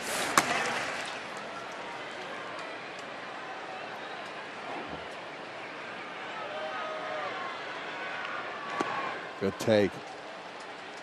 See, the last time that Kelly faced the Dodgers, they were offering at that ball and they were getting contact on the ground. And so, credit Aaron Bates telling this hitting group to make an adjustment, stay off that changeup and see him up. And what that means is offer out the balls that's belt high and above. Like that one. Floated down the line, looking for another jam shot base hit, and they've got it. Death by 1,000 paper cuts in this inning for Merrill Kelly. Jam, oh jam. And that's why the dugout is starting to be lively. They understand that, hey, we're going to take these line drives, and if you're Kelly, man, you just have to continue to fight. But that's a mistake by Kelly. That cement mixer, that's a backup slider. He wants that ball down and away, and so when you continue to make mistakes within the strike zone, that's what's going to happen. Third hit this inning for the Dodgers with an exit velocity below 70. 95 is what you got to get to be considered hard hit. Hayward at 65 and Peralta at 69. Yeah, so those are classified as just hit. Rojas, that's hit hard, but Longoria stops it and goes to second to stop the bleeding. Dodgers get another 7-1 after 5 innings. Lexus dealers. Clayton Kershaw goes 5 innings tonight. Gives up just the solo home run to Corbin Carroll, and he's in position to tie Don Drysdale for second on the Dodger all-time wins list. Gus Varland replaces him. His 5th game in a Dodger uniform since coming over from the Brewers. Came to AAA initially, but came up in mid-August and has shown some good stuff. Absolutely. Fastball anywhere from 94 to 97 miles an hour. Really, really good secondary breaking ball stuff. But always loved his command, especially when he's able to land that breaking ball. He has really, really good plus stuff. 3, 4, and 5 for the Diamondbacks. Tommy Pham is a walk and a strikeout. He grounds this one along third, but foul. Well, Alex Cobb is through 8 innings, 8 no-hit innings. He got a diving catch from Austin Slater that the Reds challenged, but the call stood. Hard to hit for some teams when that marine layer comes over. I'm from the Bay Area, so that ball doesn't fly as much, especially at night. But Alex Cobb has good stuff, and he's had an outstanding year thus far. He's at 113 pitches, but he's the kind of guy, like on a very short list of those kinds of guys, that you can trust to go beyond where guys normally go these days. Not a max effort guy, you know, so trust his movement, trust the defense. Obviously, he needs big plays behind him, but and he's not afraid to pitch to contact. But he's in the sense right now, from the 6th inning on, he's like, if I got a no-no, I need to throw some of my swing and miss stuff. So you tend to try to pitch more on the corners and elongate that count, and that's how your pitch count gets sparks up. How do you go, Dontrell, from a 6.84 ERA this month to what he's doing tonight? That's the beauty of baseball. It's romantic. That's the beauty of it. You just never know, and that's the beauty. That's why fans come and watch. You never know what you're going to see on any given base. So it's fun. I love the game. The game saved my life, and you always come to a ballpark, you're like, I never thought I would see something like that. And so that's the beauty of it. 3-2 to Pham. Hits it hard. Rojas, quick hands, smooth hands, 1 away. He's fun to watch play, isn't he? Very fun to watch. And I remember early in the season, and, you know, a lot of Dodger fans obviously don't see a lot of Marlins games. And so I told a lot of fans, you're going to be happy with his defense. He's somebody that prides himself on it, and he's, you know, kind of a Justin Turner type project where he's like, he first got to the big leagues and had his struggles, and he really worked hard to really be a valuable big leaguer for a very long time. Christian Walker with 1 gone in the 6th takes ball 1 from Varland. Christian out of Norristown, Pennsylvania. couple Hall of Famers. A couple Dodgers are from there. Tommy Lasorda, Mike Piazza, both out of Norristown. And of course, there probably is no Mike Piazza without Tommy Lasorda. Mike's dad Vince and Tommy were good buddies, came up together in Norristown, and so Tommy was like kind of like a second father, like an uncle to Mike and his brothers. And so he called in a favor when Mike went undrafted at a high school to a coach that he knew at Miami. So Mike goes down and plays at Miami, and by play I mean he's on the team but doesn't see the field, and so Uncle Tommy's got to call in another favor. That is to a junior college in Miami, where Mike goes and tears it up, but still probably not going to get drafted until Tommy Lasorda calls in yet another favor for his boy. And Dodgers draft him in the 62nd round. A couple years later, he's in the big leagues, winning Rookie of the Year, and eventually going into the Hall of Fame. One Norristown native helping another to the Hall. One of the best offensive catchers of all time. I was always honored to be on the field with Mike Piazza. He said, take it easy on me, D-Train, as he's hitting the ball off the Big Apple in New York off me. Would always love competing against him. Gus is taking a lap around the mound there, thinking that he got in strike 3. Yeah, he threw that fastball with conviction. And like I said, 97 right on the corner. And I'll let the young bull help him out right there. That's a well-executed fastball. Instead, it's a walk. little bat flip with the walk. Letting the young man know. We'll let you know if it's a strike or not. But yeah, always love watching Mike Piazza. I actually, when he hit a home run off me, just that patented swing, and he stood up there, and I didn't even watch the ball fly over the fence. I just knew that he hit the ball out just by that patented swing, and it's like, goodness. Liner to center field. Outman comes on and takes a hit away from Gurriel. James Outman, you talk about improvement defensively for the team collectively, but nobody more so than him. He talks so much about how much Jay Hay and Mookie talk to him and really give him confidence. And I think, to be honest with you, him defensively has helped him offensively, because he just wanted to be impactful. Whatever he can do, whatever positive play he can help with his team to help them win, that's what he wanted to do. And I think it took pressure off him offensively, and that's why he's back to normal. But love his route running. He's great off the bat. And now they got him with some chains. Now he got show chains now. He didn't have those a month ago. For real, did he not? No, he didn't have those show chains a month ago. That's when the money come home. Love to see it. Longoria pokes a ball that'll sneak through into right field. Yeah, up the third goes Walker.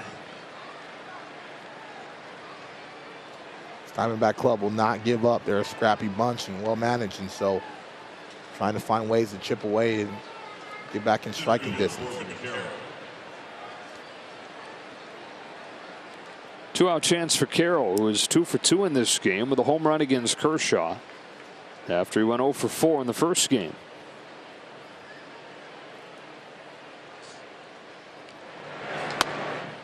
Ball one from Varland. Here's that home run that just kept on floating. He recognized it mid-flight, and Clayton needed that ball to be lower.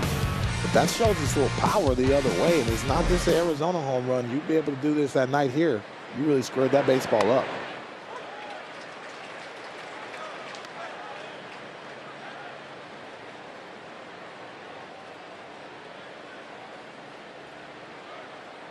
'23-year-old from Seattle, which is where he got to play in his first All-Star game. It's where he grew up going to games, wanting to be the next Ichiro Suzuki.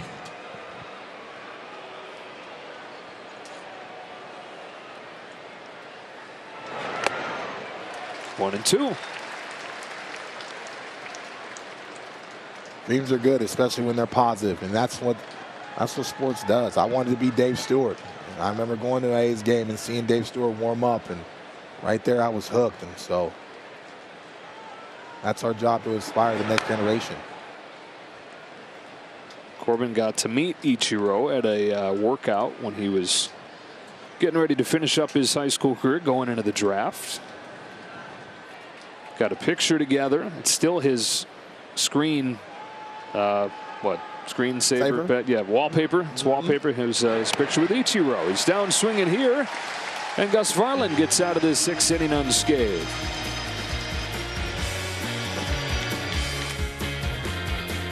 When the Padres come to town, the first 40,000 fans in attendance will receive a Freddie Freeman jersey presented by Bank of America. To purchase tickets, go to Dodgers.com/promotions.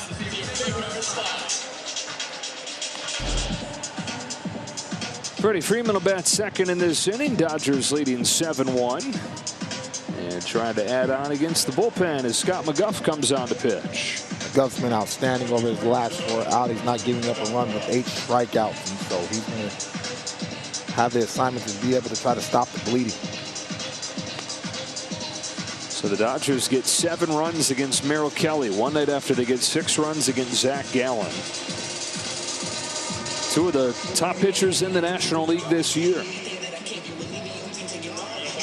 Yeah, if you're Torey Lovello, that is not as planned when you have 2 of your best arms not only in your rotation, but really in the National League struggle in Dodger Stadium. But there's a lot of starters that have been struggling. That ball is absolutely drilled. Mookie Betts pounds one way, gone.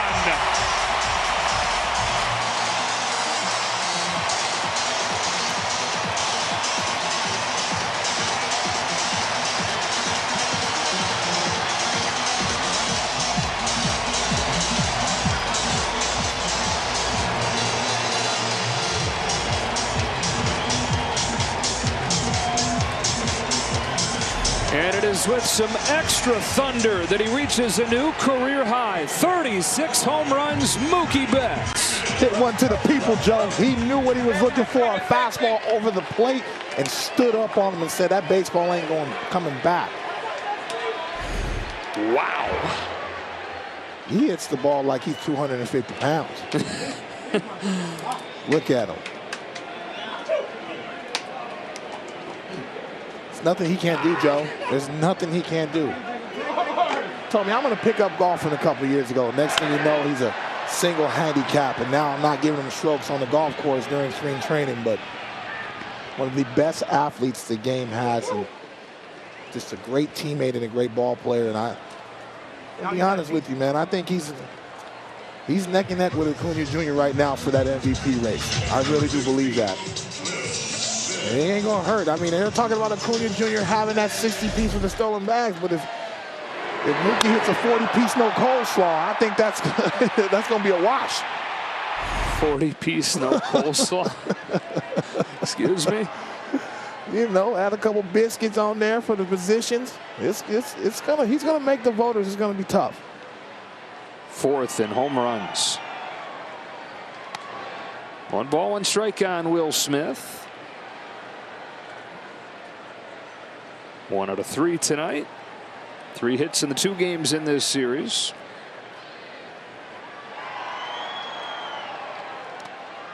That home run by Mookie Betts was 428 feet. 2nd longest of the season.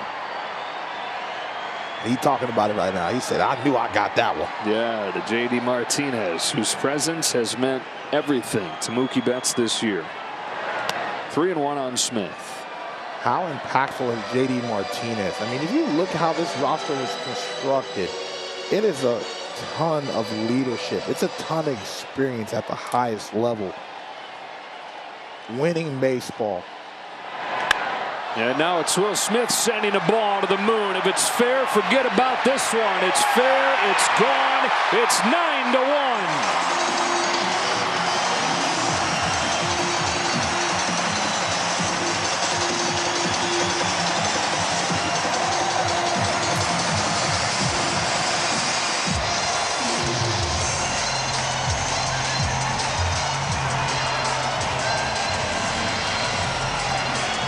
This lineup ain't messing around, Joe. Every time somebody makes a mistake, launch angle city. And he knew that ball was gone as soon as he squared it up. He was just hoping it stayed fair.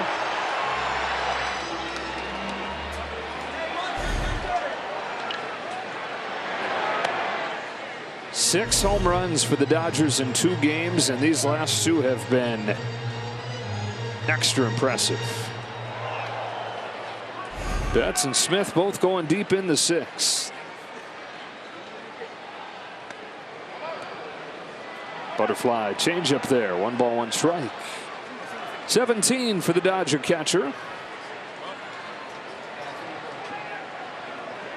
You get Will Smith going again too with Max Muncy, and then JD Martinez comes back after that rehab start. You look at that lineup. Whoo. The Scaries, huh? Might be a parade in LA. That is the hope. And that's one of the things when they talk about the 2020 season, the guys that are around here that they really missed not having. The 2020 COVID season, winning it in front of less than a full house, and then not being able to celebrate with Los Angeles. They would love to be able to do it in front of a packed house and then celebrate with the city. That's part of it all, being a champion and seeing the joy that you bring to people that you would never get a chance to meet. And so you just saw, I love this for those little leaguers. They were walking to the stands in the standing ovation that they got. Can you imagine the Dodgers being able to win another championship while the fans are being able to experience it? And that's a weapon for LA. It's tough to come here and win if you're an opposing ball club. And so definitely be fun to see them be able to hoist another banner. And this team has the makeup to be able to do that. 0-2 on David Peralta, who is 3 for 3 tonight. Came into the game 4 for his last 28.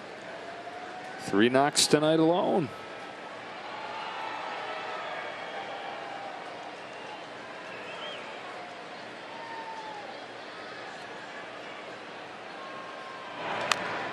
Bad news in San Francisco for history seekers.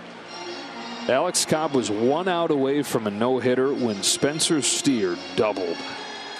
And it was a leadoff walk, and so not only did the no-hitter go away, so did the shutout.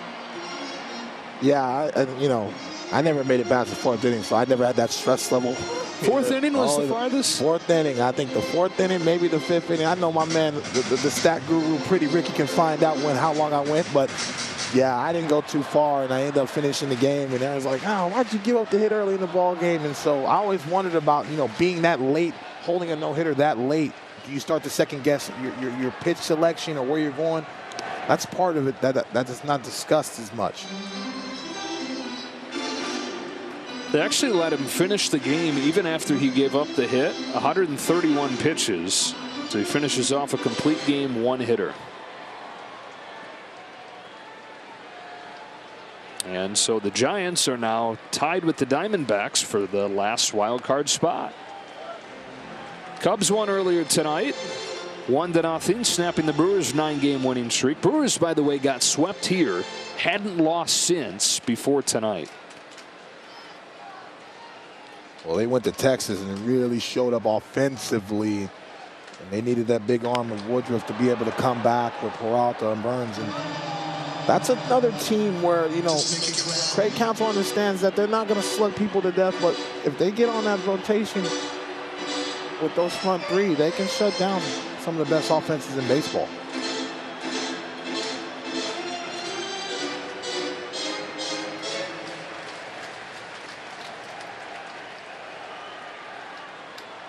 Another 2-2 to David Peralta. Grounded to first, stabbed by Christian Walker. That'll do it for the Dodgers in the 6th, but they get 2 home runs in this inning. Both of them long and impressive shots. Mookie Betts, number 36.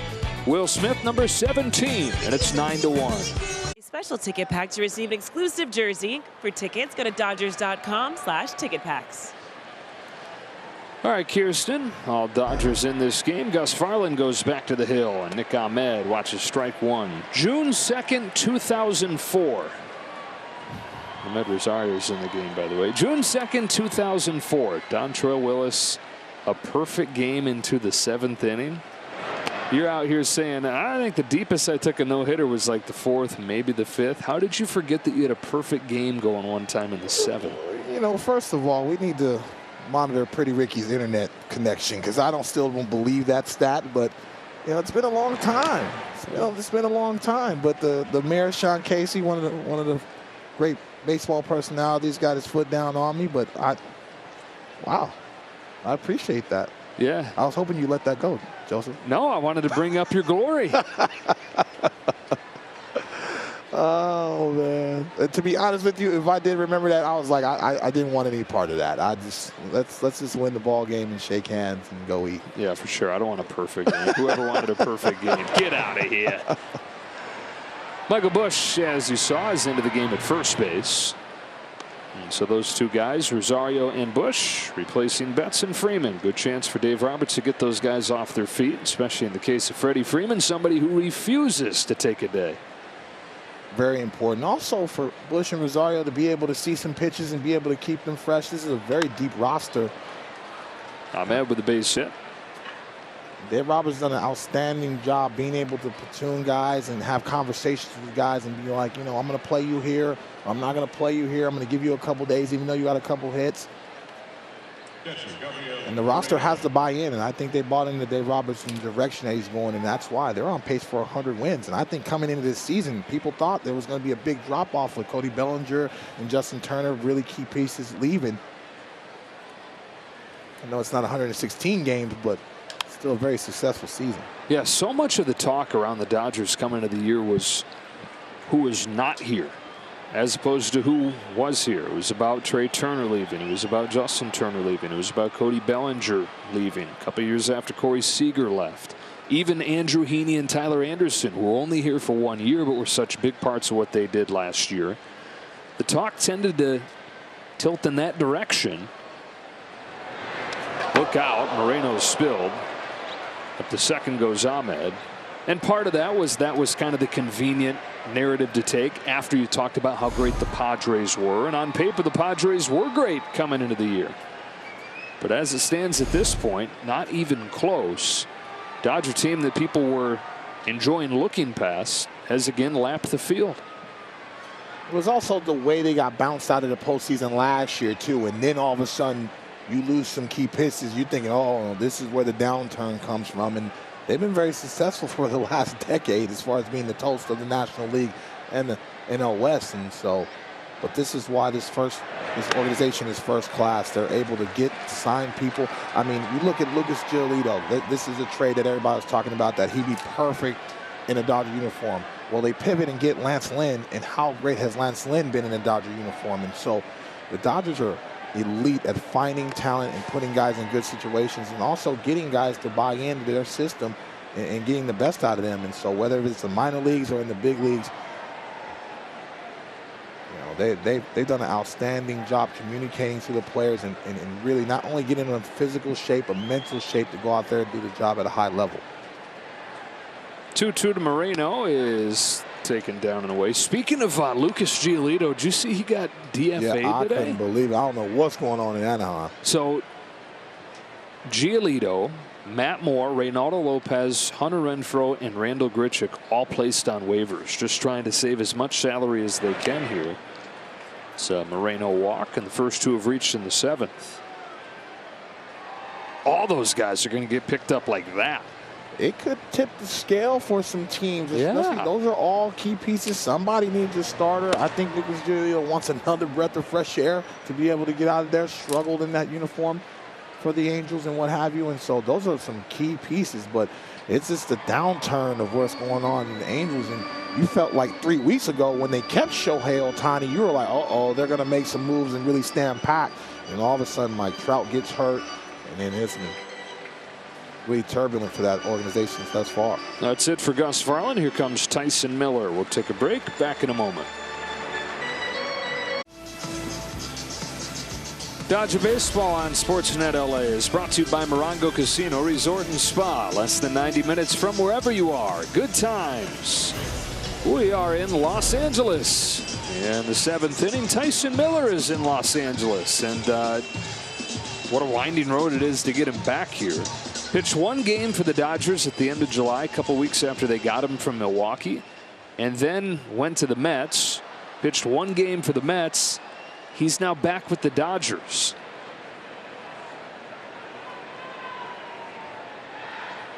Top of the order, Ketel Marte takes ball one from Miller.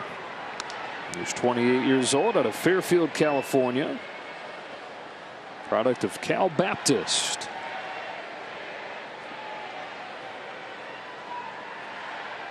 His 1-0 pitch. Fouled back, 1-1.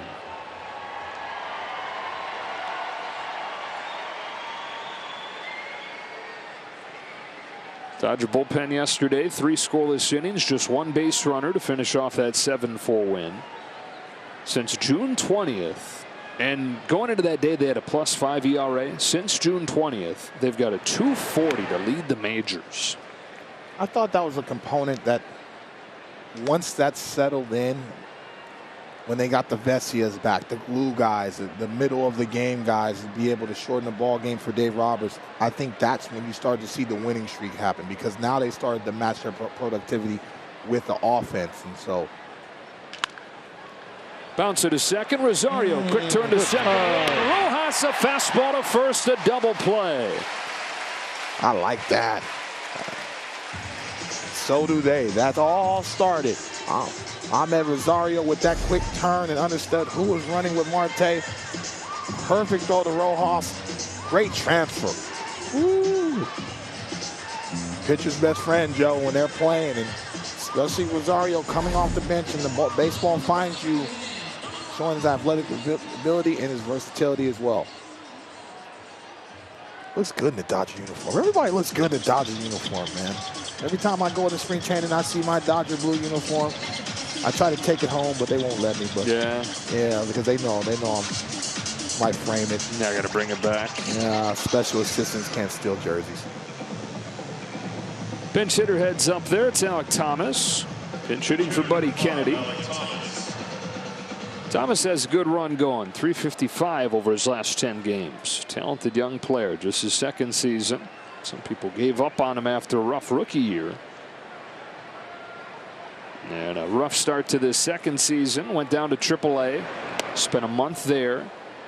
Since coming back in late June, though, he's hitting close to 300. The strike zone awareness has gotten better for him. I felt like he started to expand out of the zone and tried to make things happen. Trying to hit pitcher's pitch, and now he just looks more calm and collective. And he can be just as talented as Corbin Carroll, and with the speed and the power. Line drive, center field. James Outman gets there. We stretch in a 9-1 game.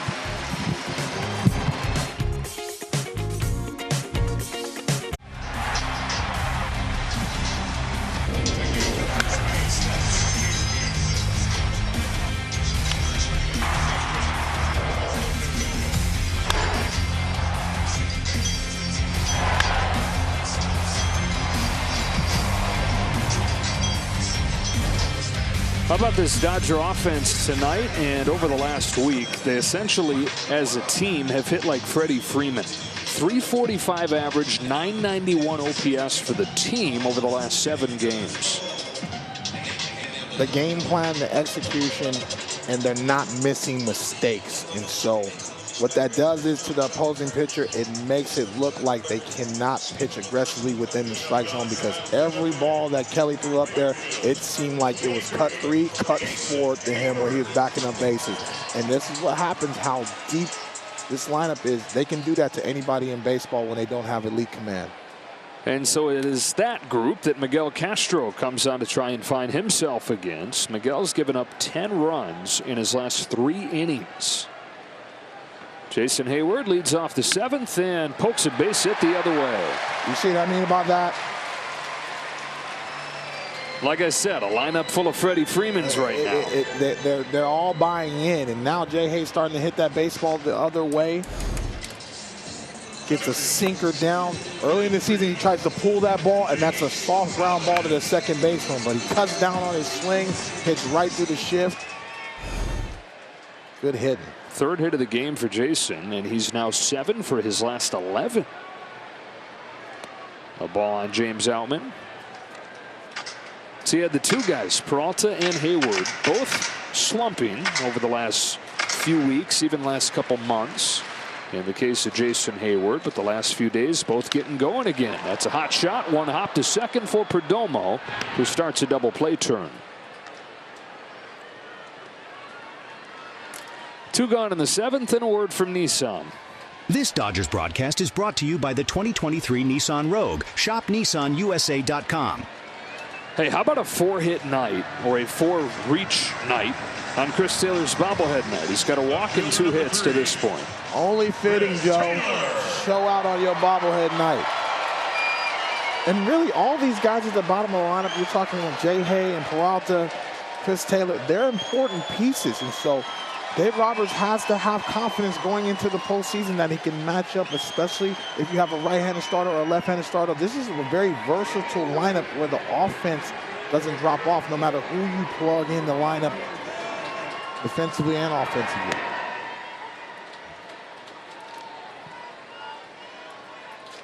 It's a well-constructed roster.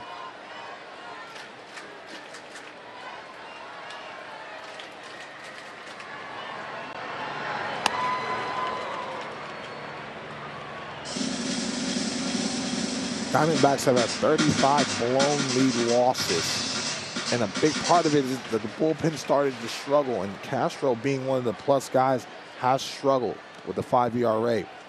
And so, if you're going to look back on your season, you're like, we gave a ton of games away in a division that has a lot of offensive firepower. And you cannot do that if you're looking to try to take that next step to get to the postseason.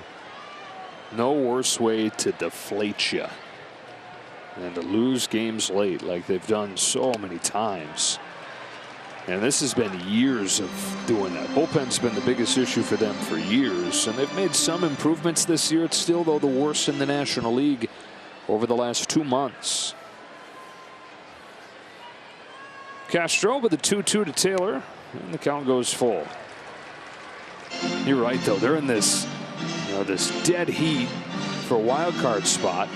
Good chance it comes down to one game, one way or the other, and all those missed opportunities they're going to have to look back on.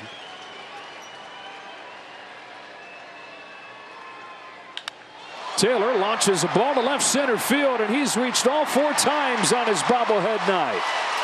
3 for 3 with a walk for Chris Taylor. That's his second double. What'd I say, Joe? How do you not love baseball? How do you not love baseball? Ooh, we got to work on some of the hip movement with some of those guys, though. They look like they made a starch. They're the one whose hips are telling. Yeah, they're telling fibs over there. The C23, way to stay down on that slider. He's showing him how to do the hips. He got no hips. I'm not moving. That's as much as you're going to get out of me. First 3-hit game for Chris Taylor since May. And a ball on Rojas. Just make it clear. 9 runs on 16 hits for the team.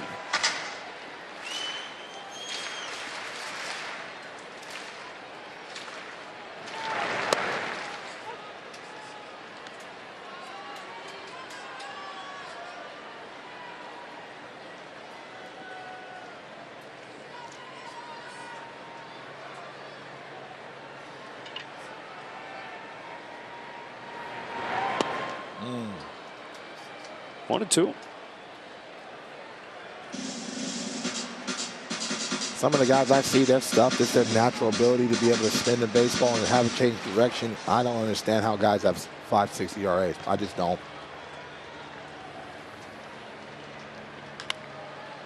And obviously it's location, location, location, but it's a term you use a lot in the locker room and in sports, and you know this firsthand. It's like, trust your stuff, and it's like, it sounds nice, you know what I mean? But yeah, I've been on that mound, and it's like, man, I can't throw this baseball into the Pacific, let alone try to execute this pitch where I want to, you know. And that's where confidence is key. Swing and a miss from Rojas. That'll do it for the Dodgers in the 7th.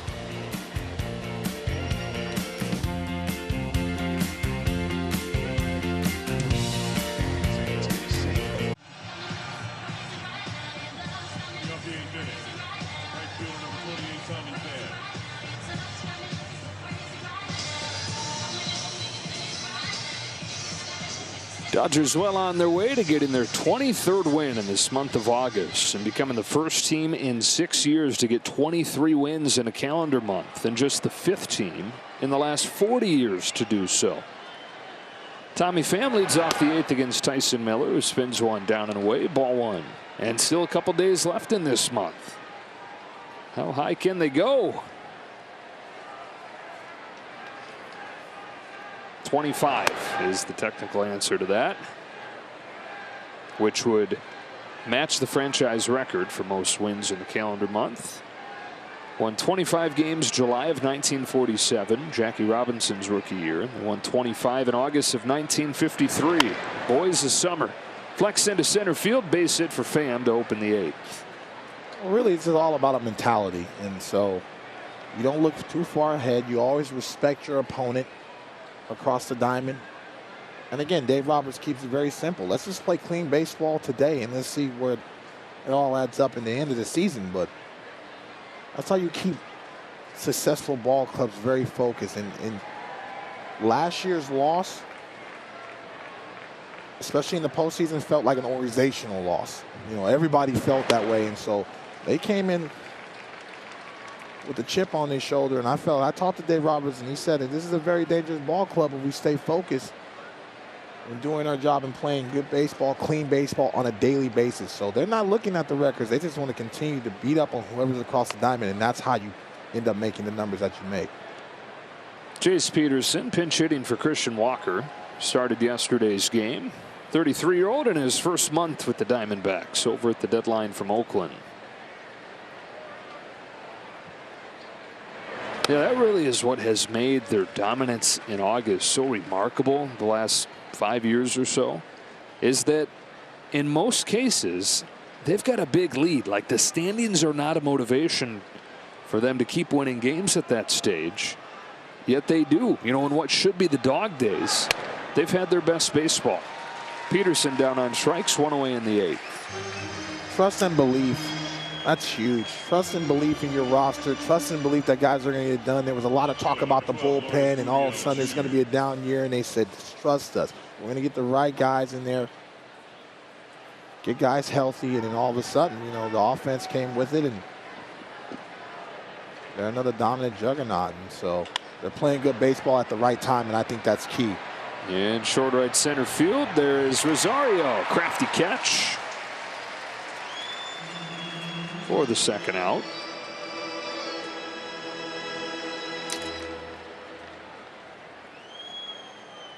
Being able to get guys to buy in, being able to be on a championship ball club, that was the thing for us, that we all believed in each other. We bought into our system.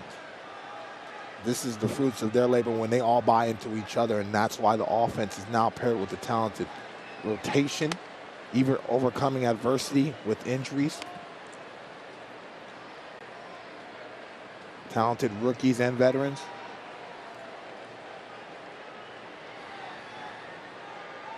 And a little bit of sprinkled in with a little bit of revenge from what happened last year. A little bit of revenge. You need that. A little bit of motivation. They've had 12 rookies see some time this year. At times it's been a significant chunk of the roster. Recently they were down to just 2 in Miller and Outman. They've had a couple more pitchers come up recently. Then you got those 5 veteran pickups in their first season with the team. And in the middle of it all, superstars of superstars in Mookie Betts and Freddie Freeman, all-star in Will Smith, guy with 530 home run seasons in Max Muncy. It just has a little bit of everything, and all the pieces have felt like they fit so well all year. You know why that is, Joe? And I'm so blessed, and you are too, to be able to travel with the team and see how they work. They genuinely like each other. They genuinely like each other. They respect each other. They believe in each other, but you gotta like the man next to you. You gotta be able to, hey man, I got your back and I'll run through a wall for you. I think that's the missing oregano, where you have a championship caliber team. If you respect each other and you believe, then it makes it fun, man, and then you make lifelong memories. You'll never forget that guy next to you, and so you see that on this roster. Good pitch. Strike 3 caught on Longoria. That's that for the D-backs in the 8th.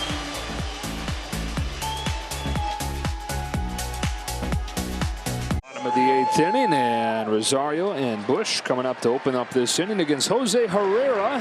Hard throwing righty out of the Diamondbacks bullpen. Just kidding, he's their backup catcher. And his first pitch Doesn't even register. That one does. Turned it up to 47. If you're a hitter coming up here, it's like, yeah, you should hit it 500 feet, but it's not as easy as it looks when this is 50 miles per hour below what you're used to. That's just foul. You almost have to make an adjustment to your swing. Have a bigger leg kick like you just saw right there. It's almost softball-esque when you're having a person throw under the speed that you're used to. And so Herrera's used to being in his position and trying to get swings and misses like that when guys overcharge at that baseball, and you're hoping you get some soft contact or some pop-ups like that. Because if you hit a home run as the hitter, it's like, well, yeah, you're supposed to. It's a catcher out there pitching. If you do anything else, it's like, what the heck? It's a catcher out there pitching. But it's very difficult. Totally. It's very difficult, and the feeling on the field changes too, Joe. It's like, oh, here we go. And 2 out as Bush grounds the second. And the hitters are already having their head tilted back right now between Bush and Rosario. Like, how did I miss that ball? How did I miss? A little bit of hazing in the dugout too, you know. 2 up and 2 down on 6 pitches, and Will Smith, who's had back-to-back 2-hit games to open this series, including a home run tonight. 1 of 2 that they hit. 3 batters apart in the 6th inning. Betts hit the other. Oh, baby. Hall of Fame strike. Somebody got dinner reservation strike. Yeah. Maybe a little Oscar style, huh? Brian Knight, yeah. Get the seafood ready to put on top of my perfect steak. Oh, he's begging for it. He said, is that up? Where'd that miss, Blue? And they tried to go away. I love that. They tried to, quote unquote, sneak a fastball by him. Uh-oh. Ooh, speedster. 1, 2, 3 inning for Jose Herrera, making it look easy.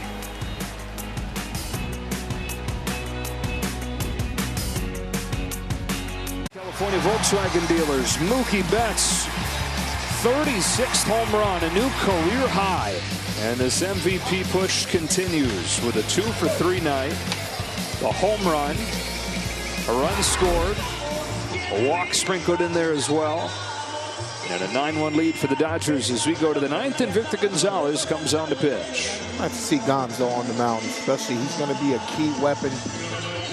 Dave Roberts needs to find who's going to be that high leverage guy from the left side, especially in the bullpen piece. Series will wrap up tomorrow. 7:10 start time again. Brandon Pfaadt goes for the Diamondbacks. Ryan Pepio for the Dodgers. Strike 1 on Corbin Carroll. Young, talented arm matchup. Looking forward for that tomorrow. See Pep looks solid back in the Dodger uniform, and a lot like Bobby Miller. High expectations, and rightfully so, especially what Ryan Pepio possesses with that nasty fastball and that changeup. Thought he looked more aggressive, looks in good shape, and will be a key arm down the stretch. There's a chance Dodgers use an opener for Pepio tomorrow, but he will be the bolt guy one way or the other.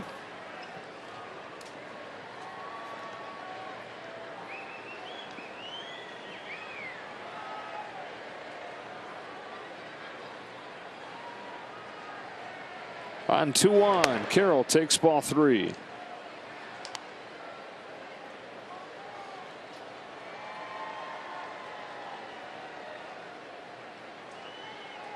Thought Gonzo did a phenomenal job getting himself in shape. Coming into spring training for the standard of being used every single day. I thought that was beneficial for him, especially with that pitch clock.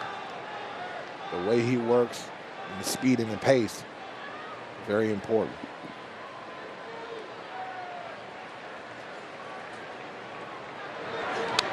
He looks like he's on that Peloton program like you, big guy. You got to play for the tie. Got to play for the tie. Who's your favorite instructor? I always botch his name, but bounce it to first. Michael Bush is there. Feeds Gonzalez. Boy, you got to be perfect there with the way Carroll runs, don't you? You can breathe. You can hear him breathing down your neck, and that's why I was yelling, "Get over!" And so Victor did a good job getting off the mound. The first 3 steps are critical, especially you see how he spun out. He knew he had to get a good angle and find the bag. That's not easy to do when you see a lot of pitchers mess that up and drop the baseball or miss the bag. Nick Ahmed with 1 gone in the 9th. Is it Alex Toussaint? That's exactly who it is. Yeah. Love his motivation. I'm always doing a little. Everyone looks at me at the gym because I'm always doing the little flexing when I know it's 5 minutes left. You know, even Rojas to get Ahmed. 2 gone in the 9th. Hip hop or club bangers? Oh, both. But I love club bangers. I love club bangers though. But sometimes you hear the song, it gets. You know, I do it so much that, you know, I've heard the song over and over again, so sometimes I have my buds in, but yeah, it's been fun. It's been really fun. You look good, Train. Thank you. I appreciate you, man. I'm just trying to follow your footsteps. Careful. I meant that respectfully. I meant that respectfully, man. 2 out from Moreno. You are elite, brother. You are elite. Mr. World Series himself. I'm honored to be in the booth, the house that Vin built, and seeing the boys in Dodger blue playing high-level baseball. Nothing better. 0-2 on Moreno. These guys certainly make the job easy, don't they? Delivering just about nothing but good news. They're obnoxiously good right now, and so hopefully they continue to play well and stay healthy. And so JD, I need him to be able to come back and have that presence. This is a well-constructed roster, like I said earlier. Really, the whooper-duper to send us home, huh? Go ahead, Victor. Gonzalez works a 1-2-3 9th inning. The Dodgers beat the Diamondbacks 9-1. Clayton Kershaw is tied with Don Drysdale for 2nd all-time, 209 wins in a Dodger uniform. Just a well-played ball game on both sides. Clayton Kershaw didn't have his best stuff. He battled, though, and really kept the Diamondbacks at bay. But this offense, man, they are fun to watch. And every mistake that the Diamondbacks pitchers made, this talented lineup made them pay for it. And that's why you see the score like it is, and I don't see them stopping. Well, since Arizona took a 4-3 lead last night, Dodgers have outscored the Diamondbacks 13-1. And to look for the series sweep tomorrow. For Dontrell Willis, who once took a perfect game into the 7th inning, not even he knew that. Kirsten Watson and the rest of our crew, Joe Davis saying so long from Dodger Stadium. We'll talk to you again tomorrow night.